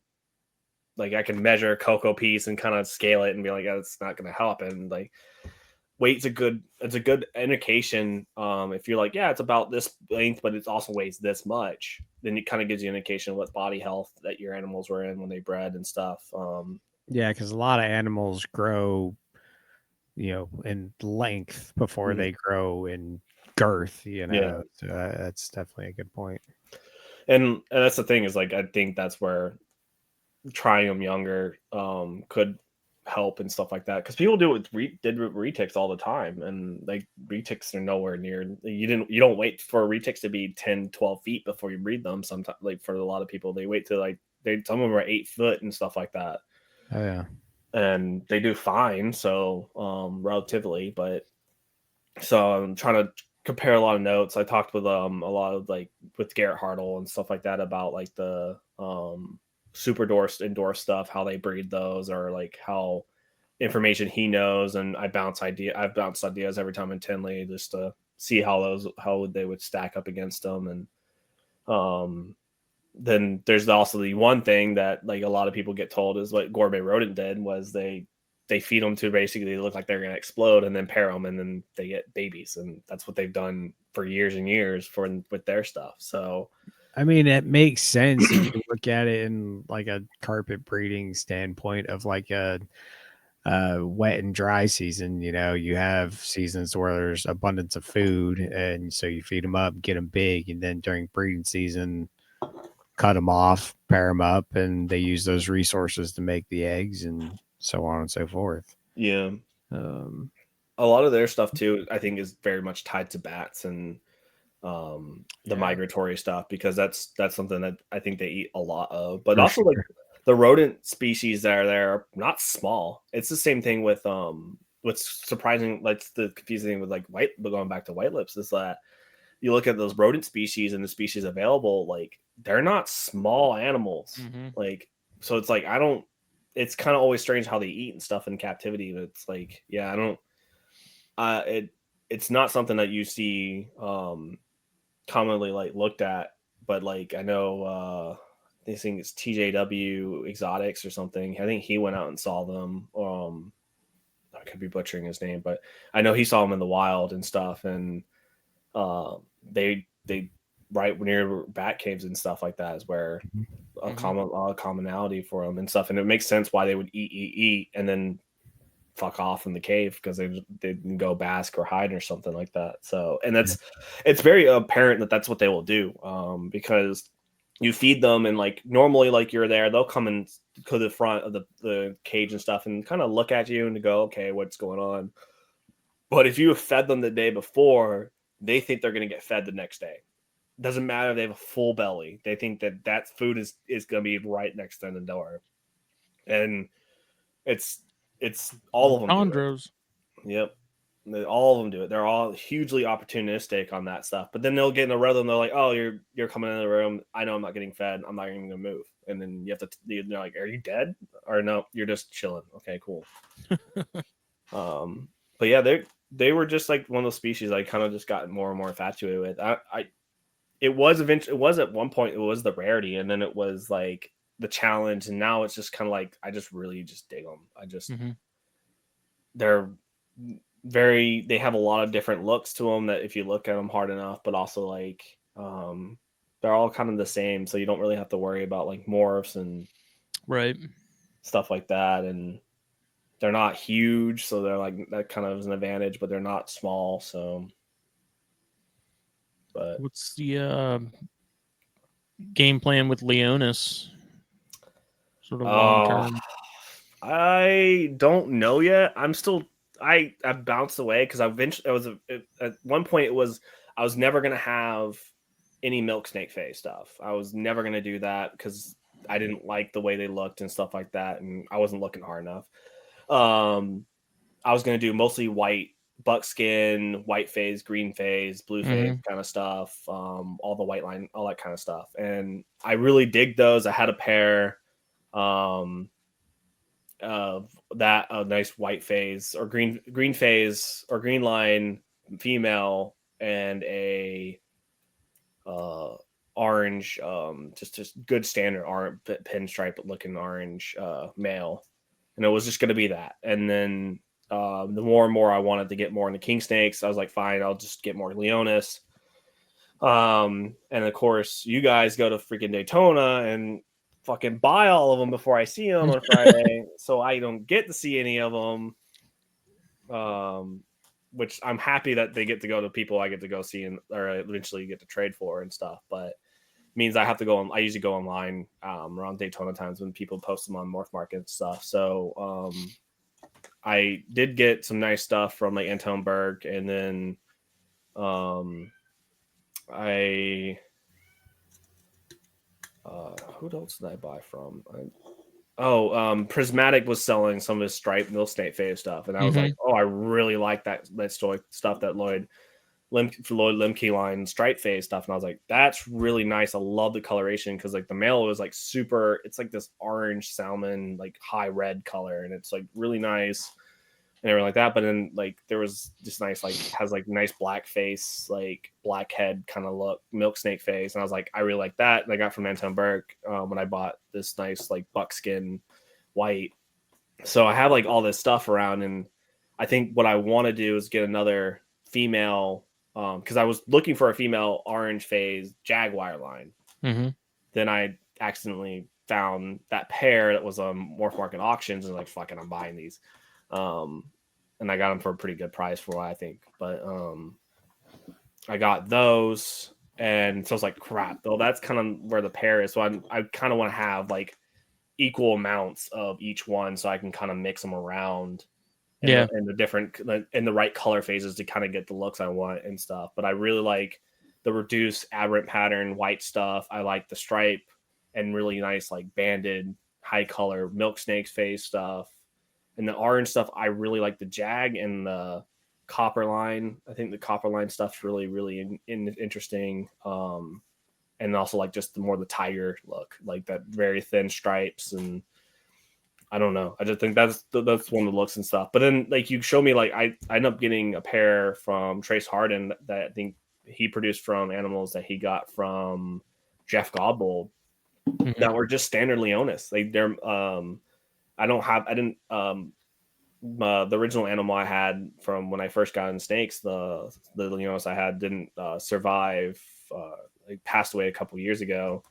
I don't know if it's just improper care for the first few years, so it's like I just didn't get it right, and it had effects down the line, or I fed them too much. Like that was something I had to learn pretty early or pretty quickly, and I just didn't catch up to it enough. Again, in front of it, I guess, with him and stuff, and so I think he passed. I don't really know what, he just dropped one day. So it was like, I really still like that standard Leonis look and everything like that. But that's kind of the hard part for me. It's like, I can find a project in anything. So like, you can show me, oh, it's a snake. It has a little bit black dot. I'm like, yep, cool, sold. Like I like, that's the snake I want. I don't care about like, it's an albino or anything like that, like, or like it's not albino or something like the most expensive project or something like that, because it's like I like that snake, I like that color, I like the way that looks, and I don't care that it's going to look the same after it. So that's the hard part. Like with holdbacks, I'm the best customer because you have to be, and then like buying new projects, sometimes takes me a long time to get into it because of the fact that like I want something very specific, or I want everything, and then I can't afford everything. So, and I have to also put it somewhere. Yeah. That is oddly enough, I don't know. Like aside from the Andean milks, like I don't really have any desire to get into milk snakes any further. But for some reason, the milk snake phase Leonis are my favorites. So the least Leonis looking Leonis are my favorite Leonis. Yeah, and I've kicked around the idea of not getting melanistics, but I probably will get a pair of hets just so I can produce them just to round it out. Mhm. But it probably won't happen. Those would be ones if like I trade for them or something. I don't really have an interest in trying to source them. And like the thing is too is like you say like milk snakes. Like one of the things I really want is like those hypo coastal milks that are at Daytona every year. I really want to pair Tony's. Is that the ones that Tony D's doing? Yeah. Yeah, Harry's got one of those, or a pair. He's got a pair. Every year I see them, and I'm like, I'm gonna do it, and then I just don't do it. And they're just so freaking small, dude. Yeah. Oh my gosh. But I want locality in New Mexico milks, really bad. But every time they pop up, and I can get them, or I can't. I don't have the way to swing them at the moment. There was like the worst time of the year. I picked up locality Eastern milks at Daytona. Very, very happy with those. I don't know if I can have Eastern milks here. Where do you live? Alabama. Alabama. Oh, okay. So Alabama's interesting because we're not allowed to have native Lampropeltis. So. So it's just native Lampropeltis? They say native reptiles, but they specifically when they extrapolate on it, they only say Lampropeltis in the certain species of Lampropeltis. Because I try to figure out if I could swing prairie kings and mole kings, but I can only do mole kings. But I can't do prairie kings. I don't understand why. I don't know who wrote the law. I mean, they did try like a year and a half ago to try to ban all Lampropeltis because they try to be like they could survive here, and I'm like, that's the stupidest thing I've ever heard. Sounds like the same people that wrote the laws for Georgia decided to go down to Alabama. Yeah. But I can technically, by the law, they don't advertise it. You can technically own native venomous. There's nothing against it. It's the dumbest thing, dude. Nothing against it, the way it reads. And I can only... It's literally because they think that no one will actually want to own that stuff. So they're like, why are we going to put on the list? No one in their right mind is going to want a cane break. Yeah. Like, well, that's where you're wrong. I don't. I would only want copperheads. That would be the only thing I'd want. But boy, if you ever want copperheads, I can get you all the copperheads you want. He'll put you on them. Smitty, my spot produces copperheads. Oh yeah, and I love it. Out the butthole, dude. Oh my god. I like them more when they're alive. But yeah, it's a challenge with the Alabama laws. It's stupid because like right before we moved here, that's when they passed in October 2020. They passed the Lacey Act stuff. So like tegus, and then they put Lacey Acts with all the big constrictors, and I was like, well, that's fun. Yeah, but I can own a caiman. And own a caiman. No problem. Checks out. Yeah. Checks out. Yeah, but it's crazy, man. Yeah, it's the one thing. It's like interesting too because of the fact that like I'm very into what the laws are because of the fact that I kind of have to read around them to figure out. Because one thing, it's like you own Timor pythons. If I mess up in how I portray my collection, or somebody rats me out to say, "Hey, he has dangerous stuff," which I don't. They're going to see if I don't label my Timor pythons with scientific name, because if they do a quick look, Malayo python, they're going to go, "That's a reticulated python. We're going to take that." And it's like, right. That's not. And that's always my biggest fear if they do blanket bans and stuff, because eventually like there'll be like few states can have them, because they'll be like, "Oh, Malayo python is just as bad to retake," and everything like that. It's like, it's nowhere near the same thing. But yeah. But I want to get into, that's kind of where I like trying to figure out the legality of stuff, is because I want to get into rear fang stuff. And like what? I want to get bear and eye. Yeah. But I want one specific color fade. Suck it, Smitty. Browns? Yes. Yeah, Browns are sick, dude. I like the Browns. Yeah, I a really nice brown don't like it or as much as I do, but I really do like those. it's just the brown and white. The contrast between the brown and white just so nice. And I like the greens. I like the blues. I think I always wanted the blues, but that's just like the browns have always been just that like hard thing to find, and just I love a good brown snake. So yeah, the Browns are sick. I got a pair of greens they're dope.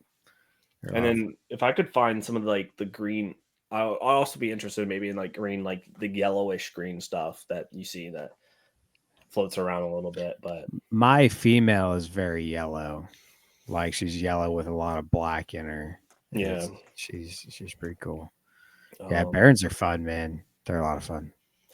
I was, my girlfriend was looking into false water cobras, and I was like, no, I'm not. I don't have any interest in this thing. That's a lot of snake. It's a lot of snake, and it's a lot of just no. I just don't want to deal with it. It's a lot of smart snake. It's a lot of food response snake. It's a lot of snake. It's a lot of food to feed a snake. That's mostly it. It's like I know they eat a fuckload. But eat a bunch.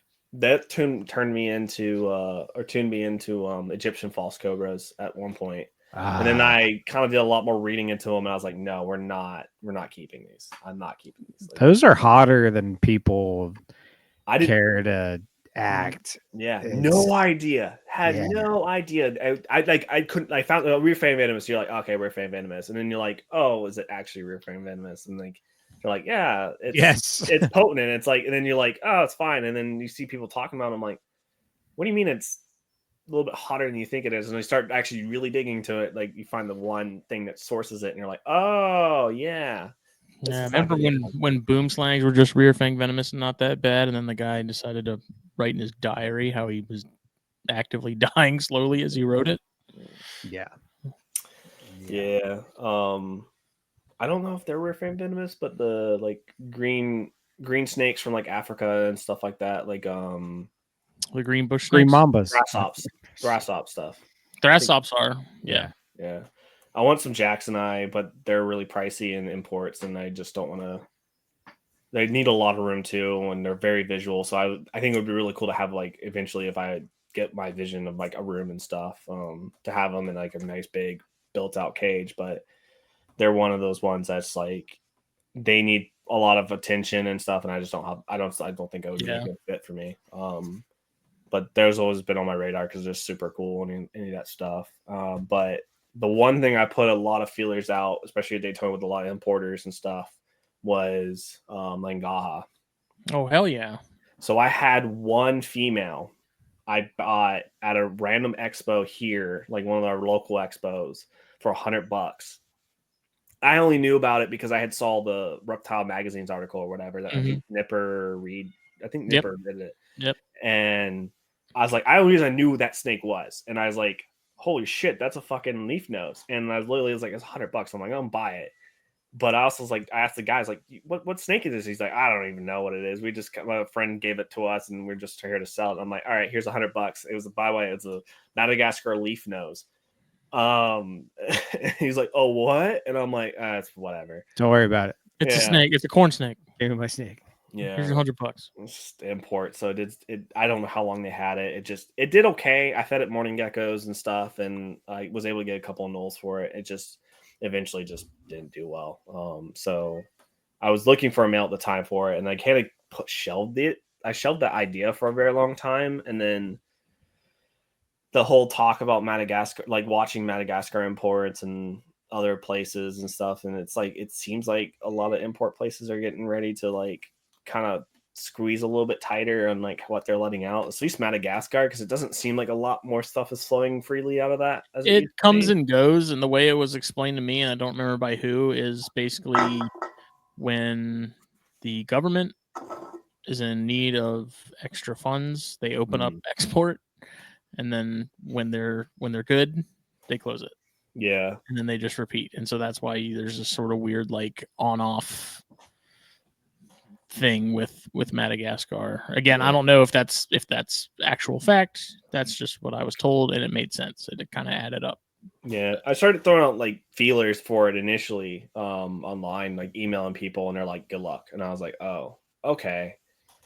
Well, I guess I'll get a little bit serious about it and be ready for them, and if I can find them, and then I start seeing them like pop up, and I saw one pop up on Morph Market. It was like a lone, I think it was a lone male, I think, or a female. I don't remember exactly which one it was, but it was like $700. I was like, holy shit! Like, doesn't Ryan Dumas still work with those? I don't know if he still does. I know he was serious about them for a while. For some reason, I'm thinking he's not. I don't know, but Taylor, if you want more information about it, reach out to him. He's at Rad Reptiles. Okay. Yeah, he kept him for a long time. Was very successful with it. I don't know if he actually bred him, but he kept him very well for a long time. Yeah. I have a pretty good plan for him. I just need animals, and I just I haven't been able to find them. So I was like, well, if I'm getting a little weary about them, and I don't want this to be a situation where like you can't get them anymore, and then like, well, I had the opportunity and I didn't act on it, so I'm like, screw it, I'm gonna get them, because another one's like Bach vipers is another species I'm kind of targeting, and like those kind of dried up because Malaysia was COVID and stuff like happened, and it's like I don't like, the more and more we dealt with imports and stuff, because like it's just a fact if you want to get into weird stuff and everything, it's just like the inconsistency, and I'm like, I want to have this, so gonna put aside funds and like the stuff to get them and stuff, and I really want to start working with them, because a lot of people don't work with them, and the only stuff you see like people produce with them, even the paper that's for the Langaha, is all captive born stuff, nothing actually truly bred in captivity and reported about. So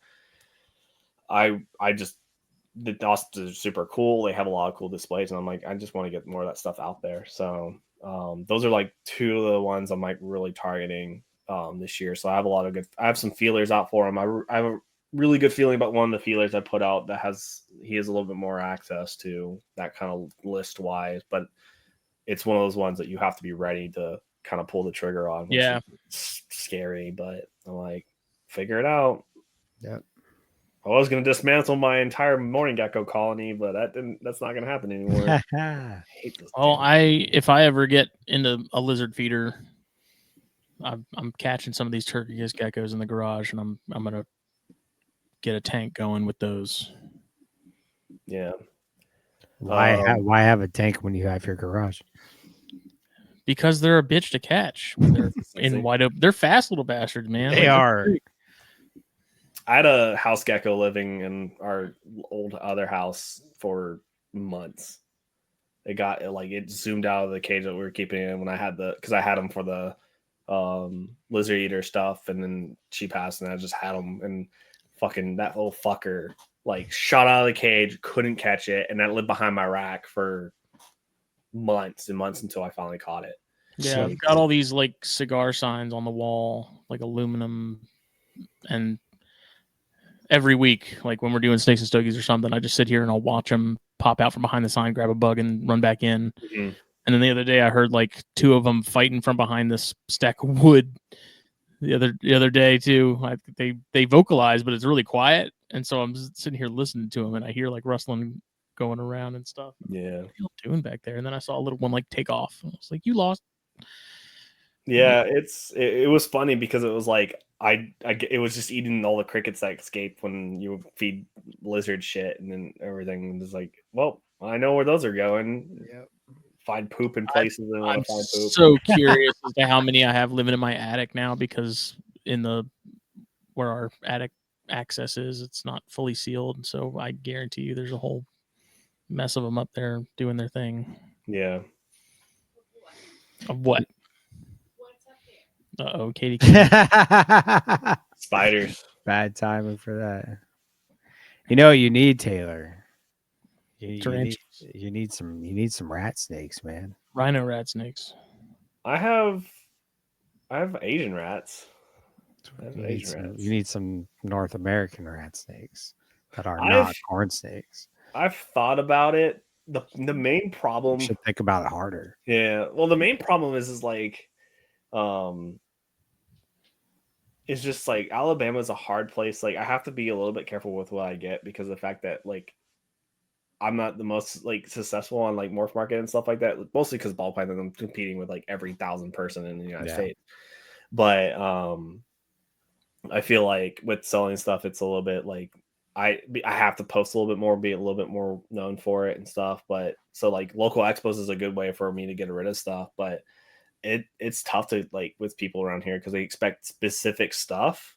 And then like you show up with a weird thing, they might not even be interested in it. But I definitely have been interested in some of the, like the locality stuff. I'm trying to think what there's something. There was one like locality or like species or subspecies. I don't remember. I think they were red rats or yellow rats. I don't remember what they were. Just but somebody had put the thing, but I don't even remember what locale where they were from. But they were really were they Deckerts? They might have been. I don't remember. Deckerts are cool. I love my Deckerts. Yeah, and it's like that's like I said, I can make a project anything. So like I'd have to, I'm always careful what species I get. That's what I'm saying, man. You would go nuts on some yellow rats, man. Yeah. You'd love it. They're fun. Yeah, I also love colubrids because it's like I don't like messing with stuff to feed. Like you just throw it in there and it eats. Dude, I tell you, I hatched out, I don't know, close to 50 yellow and gray rats this year. And every single one of them just ate a frozen thawed pinky, either off tongs or just off the floor. First time I offered it, and it was too easy, man. It's like this was too easy. Yeah, the Leonis is the one thing I'm like concerned with, like because I'll have 2 clutches or 2 Timps this year for them, and that's the one thing I am concerned about, like getting the feed because of the fact that I think I might have to end up buying mice to breed because I just don't have a reliable source for red hots, and I think that's the one thing that's going to be a little bit interesting to like figure out how to get them to eat and stuff like that. Because I have one I bought like not too long ago, and she eats well, but she'll kill Pinky twice her size, I feel like, but she just can't eat it, and it's been hard to try to figure out what's the maximum she can eat and stuff. But yeah, that's the one thing with colubrids that's like been always super fun. It's just that like they're gonna eat, and they don't eat, and then they'll come back and they'll eat later or something. But no, they're super easy, man. Then like I've been like black rats have been kind of catching my eye, but I just haven't, like I said, I just haven't like committed to. Black rats are awesome, man. I just picked up a new locality, a black rat at Daytona. But now I've got Spartanburg, South Carolina blacks, and Wake County, North Carolina black rats. Those are cool. Yeah, I don't think I would actually get into that stuff if there wasn't locality stuff because it kind of makes them feel kind of generic otherwise, in my opinion. I wouldn't either. I would not have these if it wasn't for the locality thing. And it was like, I was so into, pure carpets, working with poplins. And then when I discovered, North American rat snakes and keeping those, it was like, this takes the specifics to a whole nother level, and it brought out the serious nerd in me, and I love it so much. It's fun. That's what makes the so much fun. The timeline of ball pythons for you, like, do you notice a lot of people sort of moving away from them? It seems like there is a bit of an exodus of sorts. Where is it like how have you observed it since you've gotten into it? Like how has it shifted and changed?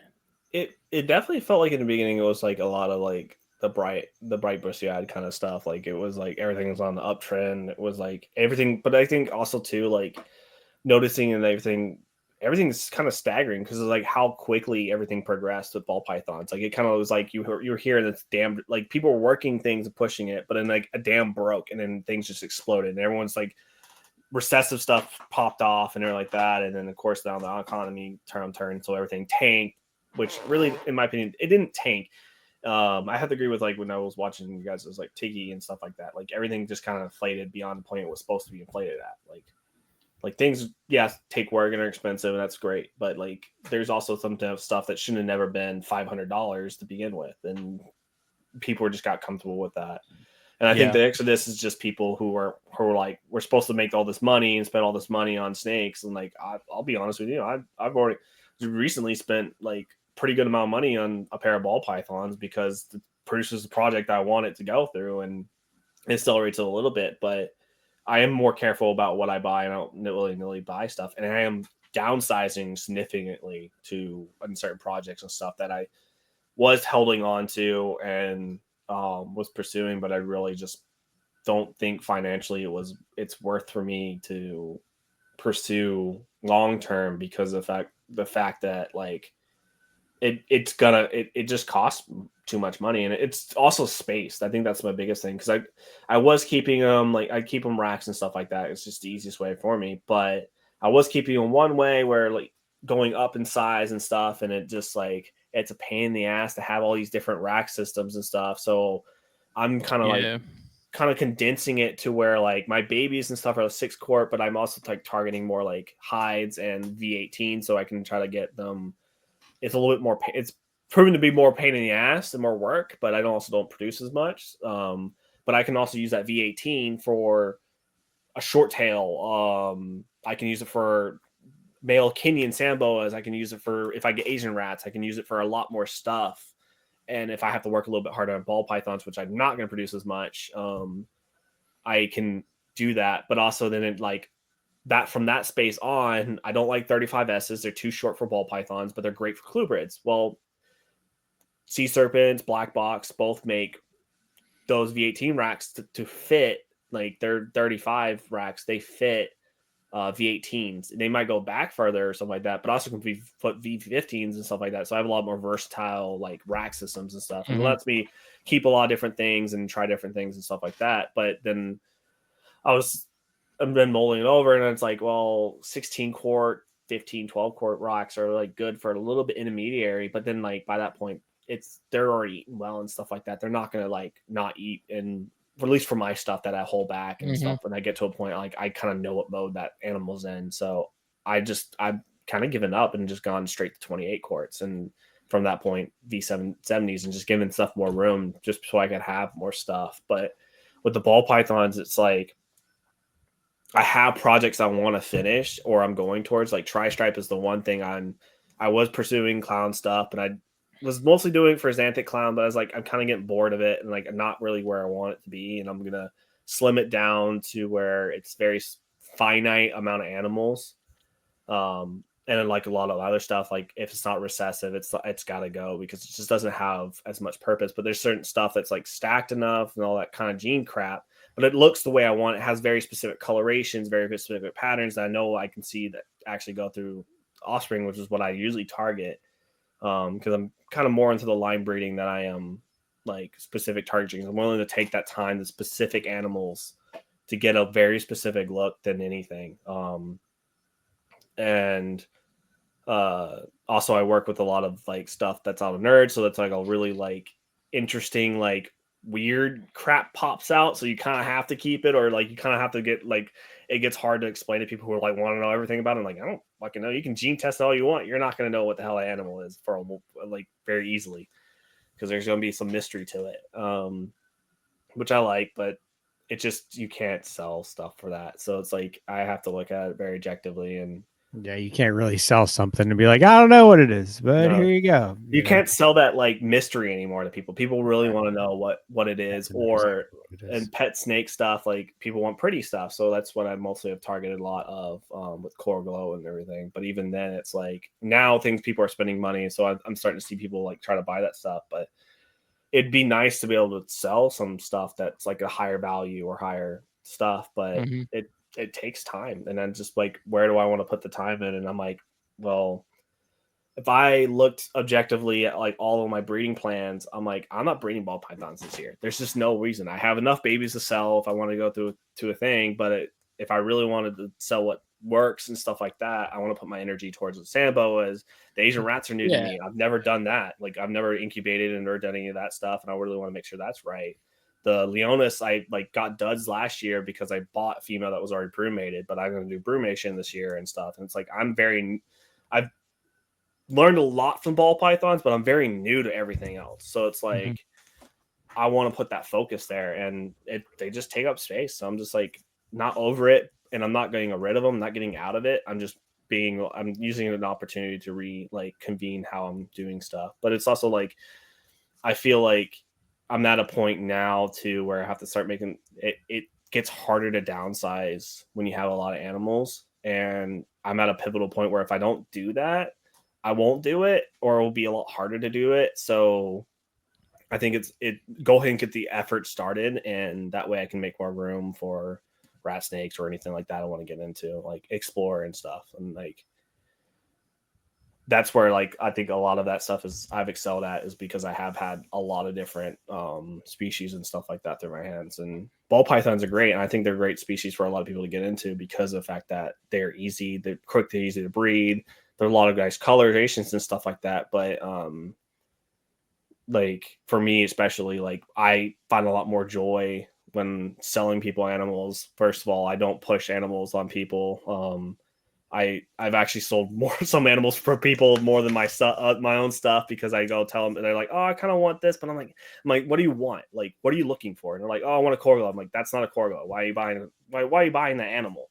And they're like, well, I kind of like it. And I'm like, I feel bad. I'm like, don't feel bad. You're not buying an animal from me, because you're gonna take the animal home and you're gonna regret it, and then it's gonna suffer. It's not gonna do well. You might end up loving it, but like, I want you to be stoked from the day you get the animal. And like, I already work hard enough as is to get them eating, and like if I have no confidence in an animal, then I won't take it, or I'll be very upfront about it. And but also like I like to talk, like what sells a lot of animals, and I feel like a lot of people are starting to learn that out when they get outside of the ball python game or whatever you call about, is passion. Like you have to talk with a lot of passion for animals.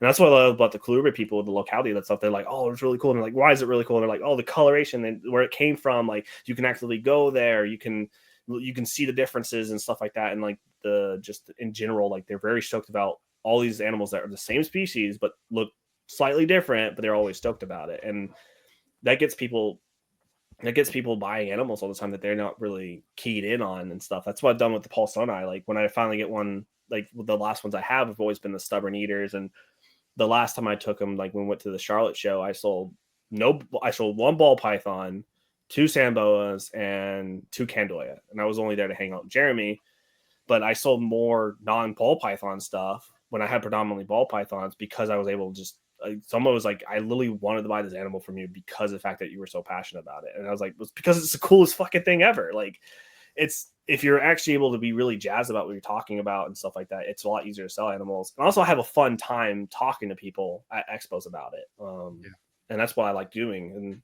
that's why like it's hard to give up that aspect of like going to expos and talk and selling stuff and everything, because it's fun to like talk to people and find out what their passions is or something like that. Or like when they're pet keepers, find out like what they're looking for in a pet, or in like being like, well, what do you think? And it's like, well, there's a lot of different things out there. And they're like, oh, I'm not ready. I'm like, well, don't buy anything. Like do some more research, do a little bit more looking into it. Like one person I remember talking to me about like, oh, well, we're thinking of snake, but also bearded dragon.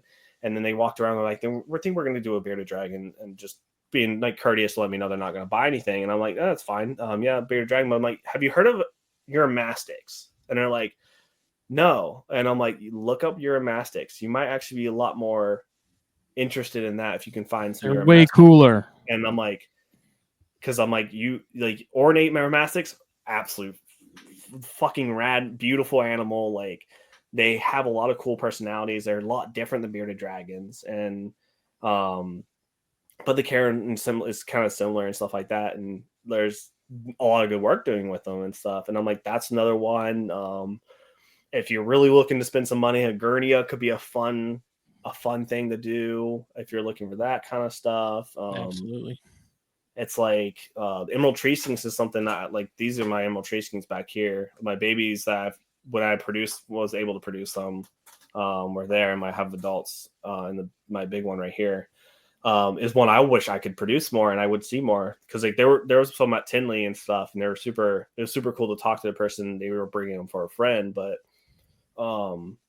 it's still surprising to me how popular they were and how little you see them. They're selling. I've talked to people who have produced them, and they're like, yeah, I don't keep them at all. Like I'm selling them a lot of them, but it's something I really wish I could bring to at least the display and stuff like that, because I think they're still super underrated for what they are. Mine aren't like the super most social animals. Since moving them a few times, they just don't like it, and they're just imports to just deal with themselves. But they're honestly super cool. It's like I still do crested geckos, but I honestly just produced my first crested gecko not too long ago. Finally hatched one. I've had nothing but trouble with those. But gargoyle geckos I produce very easily, and honestly, I steer people more towards those than crested geckos because I like them. Dude, I would take a more. gargoyle over a crested any day of the week, dude. Oh my gosh, I love gargoyle geckos. Hate dealing with crested geckos, comparatively to gargoyle geckos, but I also had a lot less than them, and they've just been super fun, even though they do bite and stuff. But well, off topic, I am curious. The Charlotte show you brought up, was that the reptile and plant show that just happened? Yeah. How was that? It depends on who you ask. I feel like for me, I also didn't have money in it except for travel, which would have been nice to make up the money for, which I technically broke even on. And I was hoping to sell more animals just to have animals out of my possession and stuff like that. There were a lot of people through the door. People seemed to be wanting this. People stayed a lot longer than I anticipated. I saw a lot of people who were making rounds and stuff like that. The biggest problem was that, and it kind of worked out, I feel like, in those people's favors, the way things happened in North Carolina the week after. I'm kind of glad a lot of people didn't spend as much money as that happened. Mm-hmm. And I look at that as a little bit positive. I'm like, because like a lot of people I talked to were like, yeah, we're rural. Like, I can't do life eaters, so I can't really, this is not really animal I should be really doing. And I'm like, that's fair. Or I'm not really prepared where I live and stuff like that. I'm like, think about that. I'm like, that would probably not been a good waste of resource, like good for the animals and stuff. So, but a lot of people just didn't expect to spend money. So like it didn't seem like a lot of money was doing, but there's people who did really well. Like there were like some ball python people that didn't do any sales, and there were people who killed it. The plant people absolutely destroyed. Like they were king of the whole show, which I mean, to be fair, it wasn't like your run of mill plants. There's a lot of carnivorous plants, or a lot of just like rare eclectic stuff that like not priced at $20, like $100 plants that were flying off the shelves and stuff like that. So do you think it would be worth, like somebody like me with locality colubrids, do you think that would be a show worth vending? I think that's a hard to say. I don't know, because there wasn't a lot of people. Maybe somebody like Zirkle would be a person to reach out to, because I know he vended of it, and see how he did overall with the Asiatic stuff and everything like that. But people were buying stuff. It definitely wasn't like a ball python king show, but wasn't like our common stuff. But I think it's hard to say. I won't say like yes or no to that, because of the fact that I don't know. Because it wasn't really available, but it did seem like people could be looking for it. That was one show I'm thinking about vending in the future, because I don't want to vend in South Carolina because of the size rule. A lot of my stuff, you can't sell over 21 inches. Not that I would bring that. I just don't want anybody busting out a tape measure on my snakes in the middle of a show. Obviously, I would do it legally. I do not promote that. So I've been looking at shows and more towards North Carolina, and that was one that popped up. So I'm interested to see how the spring one goes. I'm very much gone ground, my ear to the ground on it. It's a drive for us. It's like a 7.5 through 8 hour drive. Oh wow! I will say the hotel that they had a group rate for, and the group rate, in my opinion, for the hotel is really good. Where it is downtown, the parking. Because it's in like Charlotte, isn't it? Yeah, it's down like it's not too far down from there either. It's a little bit drive. There's not really anything nearby, like super right next to it, but probably Airbnb stuff. But Charlotte's super nice to be around, like go downtown and stuff like that. Plenty of places to go eat and stuff. So it's a really good opportune time for vending. So yeah, it's only about 3 hours from us, so yeah, it's not too bad. It's a really good place. I think it has a lot of potential. It was not packed full of vendors. Like they still have room to grow into for that expo. Jeremy was paired right on the other side of one of the bird vendors that I don't know if anyone heard, but there was a bird that got out from them. They had clipped wings, and it was apparently It's not. very much not. Yeah, and it was not. That was annoying, but I hope they don't technically bring those back. But that's their choice. So, Right.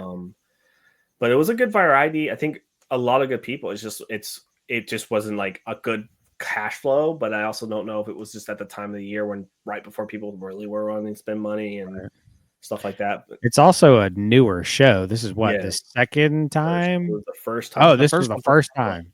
Mhm. Oh, I knew they did one in Denver. Yeah, They did. They had one in Denver, and it was saying, largest reptile expo. it's blah, blah, supposedly blah. pretty decent in Colorado. Yeah, I've and heard it's huge in That's Colorado. why they kind of put out they put a lot of investment in advertising and stuff like that.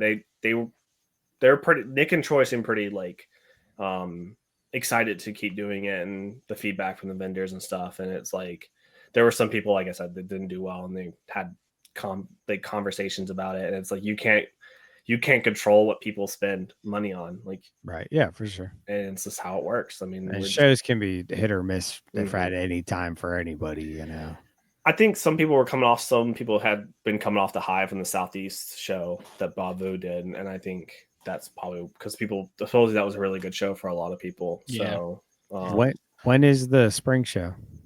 April Spring. 15th or something like that. I might I have don't to know look. because in- it was I might have to look that into one, Bob show, and then Daytona are the three that I'm 12 and 13th. looking to Ben Volvius. So, Yeah. Yeah, I might look into vending that, because that'll be right when shipping window's about to close. I know I'm gonna have plenty of leftover babies come April, so I might look into Yeah. it. Well, the reason why we're considering it more and more, and even like Raleigh, Repticon, and bumming off people there, because that's what I do, is it's easier to just like pay people and steal space when they don't have enough space on their That's table. true. I do it to Jeremy all the time, and I feel bad, but at the same time, it kind of works out because we hang out and stuff. Yeah. But I look at those shows, even though it's like a 9-hour drive for us, and it's a commitment money wise, but we don't have a lot of shows in Alabama. We have the Gadsden's Show Me Show, which is all right. It's very hit and miss depending on the time of year. We have a Birmingham one, which we've never done. Montgomery's too far for me, and it's in the city stuff. So if I book it too late, then I have to do a bunch of bullshit, and I don't want to deal with it. Georgia, I have to have a permit thing, I think, right, or something like that. I have to have an out of state vendor permit. I can't touch Georgia, so I haven't even looked into it. Yeah. So it's like, I know for North Carolina, I think I would have to have a permit for my natives, but I think it's something simple. Yeah, to get.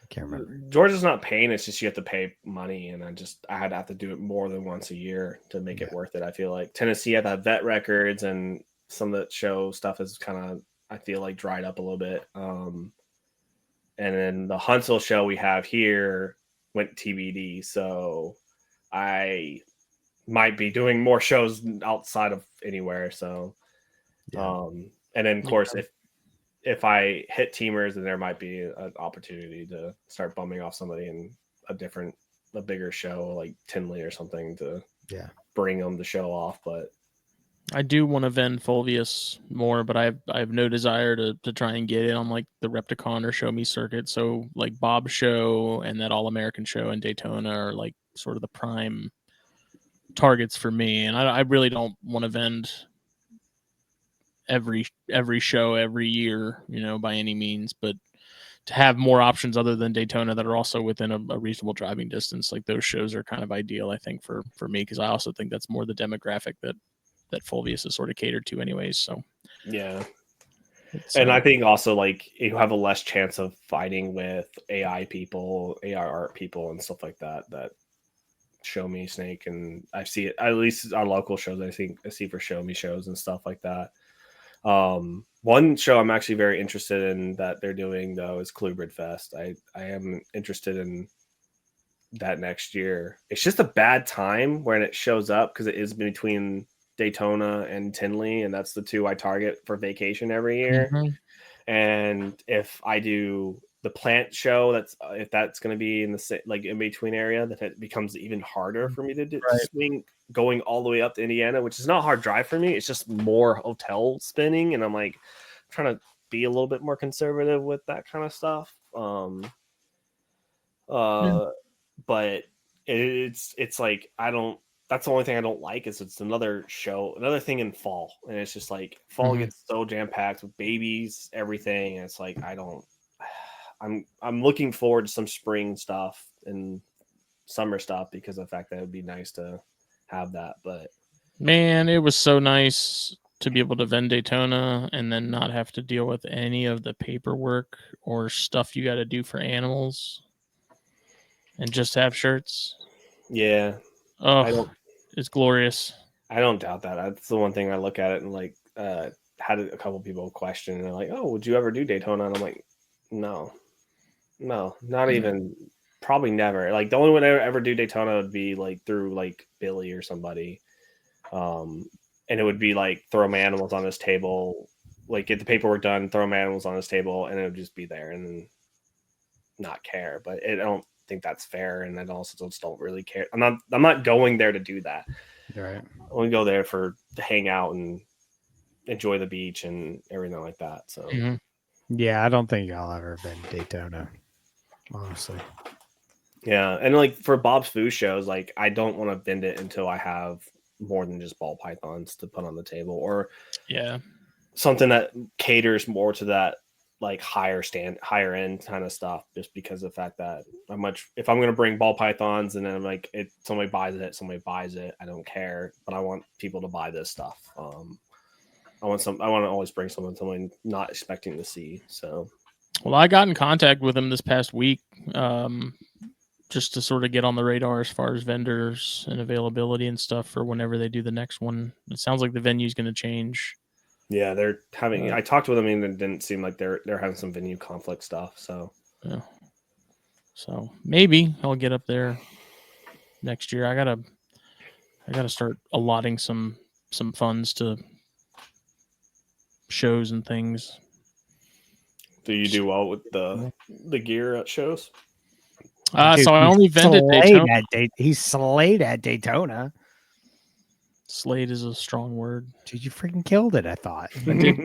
I did good. I did better than I expected, but my expectations also were not very high, so the bar was kind of low, but I was happy with it. And I only wish that I had more space to bring more variety, but that's when I just buy another table. So for a first show, I'm not complaining. Like having not vended that stuff at all, like it did well. So yeah, it definitely like Daytona was definitely an interesting show this year. I felt like it. It was a weird Daytona. It felt weird. Why. Tinley was definitely different. Like it was like VIP was crowded feeling comparatively, and like general admission was nowhere near like years before. But we also skipped a year, so I don't know how it was the year before. But like 2022 like was the most packed I ever seen Tinley. Like I didn't walk most of it because of the fact that like I walked whatever I saw was mostly through VIP, and that was it because of the fact there was just so many people.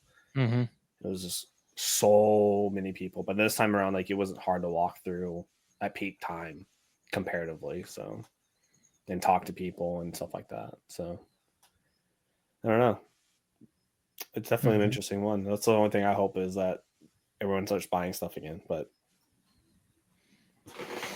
just stop breathing. Yeah. Well, anything else we got, Smitty? We've been to wrap this one up. I think we covered it. We'll save spider talk for rack nerds. Sounds good. We'll spare Jake the torment. Thanks. This isn't a rack nerds. I'm wearing the shirt though. You want an Arachnerd shirt, Jake? No, I don't. Why not? I mean, I don't really care. Come on, buddy. T-shirt's a t-shirt. I'll wear it to sleep. I'll wear it as a nightie. Oh. Well, if people are wanting to talk to you about Timors or any of the other many things, just don't message me. Don't talk to me. What's where's the best place for people to get in touch? Honestly, the best place is just Instagram. I'll eventually see the message and stuff like that. I'm really bad at checking my request and everything, but I'll eventually see it. But I left it on there to make it easy. Angry Pescado. It's an old nickname. But there's that, and I have some stuff on Morph Market if anyone's actually interested in just keeping up with that, because I'll eventually probably have a myriad of stuff because I don't post stuff and I'm really bad about it. I don't even keep the Instagram for like technically our business up to date. I think it's 3 years old or something like that. But Luna Exotics is what we're under. It's on Morph Market, and that's pretty much about it. Like I don't post, so like I said, there's so much stuff I have always in the background. Like we didn't even cover Quit holding out on us. I don't have time to take pictures of stuff, and when I take pictures of it, I throw it on my phone and I forget about it, and then it's like 4 years old. I'm like, oh, or 4 months old. I'm like, oh no, that's not even accurate anymore. So, but yeah, I try to post more stuff, but it's like I have too many damn hobbies and stuff, so I get absorbed in everything. I feel you there. Oh yeah. But yeah, if anything, like anyone wants to talk shop or anything like that, I have no problem. I always like to talk stuff and try to always find new ways of doing things and stuff like that. So we appreciate it, man. This episode, as always, brought to you by BlackBoxCages.com. Use the code THN24, get a little discount, save even more. Choose the pickup option instead of shipping. Spend more money by not having to spend it on shipping and pick it up. Make a little pilgrimage, North Georgia. Grab your stuff, enjoy it forever, love it, cherish it. And then Steve Snaketuary and that whole Venom hot sauce lineup. You want the whole thing, you know you need it. SteveSnaketuary.com. Help him out. He's a good man doing good things. And Fulvius Apparel. Also use that code THN at checkout. Get 15% off your order. Not 10%, not 12%, not 13 or 14%, 15%. That's 15 cents to every dollar off your order. That is the exclusive promo code for THN listeners and viewers like you. I don't put that code anywhere else. And people use it, and I appreciate that because that means that you guys do listen. Because some people, we put promo codes out, and we do it at the beginning of the episode for like 5 straight years, and then they tell me they didn't know that there was a promo code, and I'm like, then you ain't listening. Because we don't miss it. We don't skip it. It's always there. So, what's today? Today's Thursday. Yep, we're in November already too, in case anybody forgot, because I did. We'll be back Monday night for Snakes and Stogies. And then is Flippin' 10 happening next week? Should be, as long as everything goes accordingly. Yes, we'll be there. We'll be live. We're recording, and that brings up another point. If you didn't catch the last Flippin' 10 episode, you absolutely should.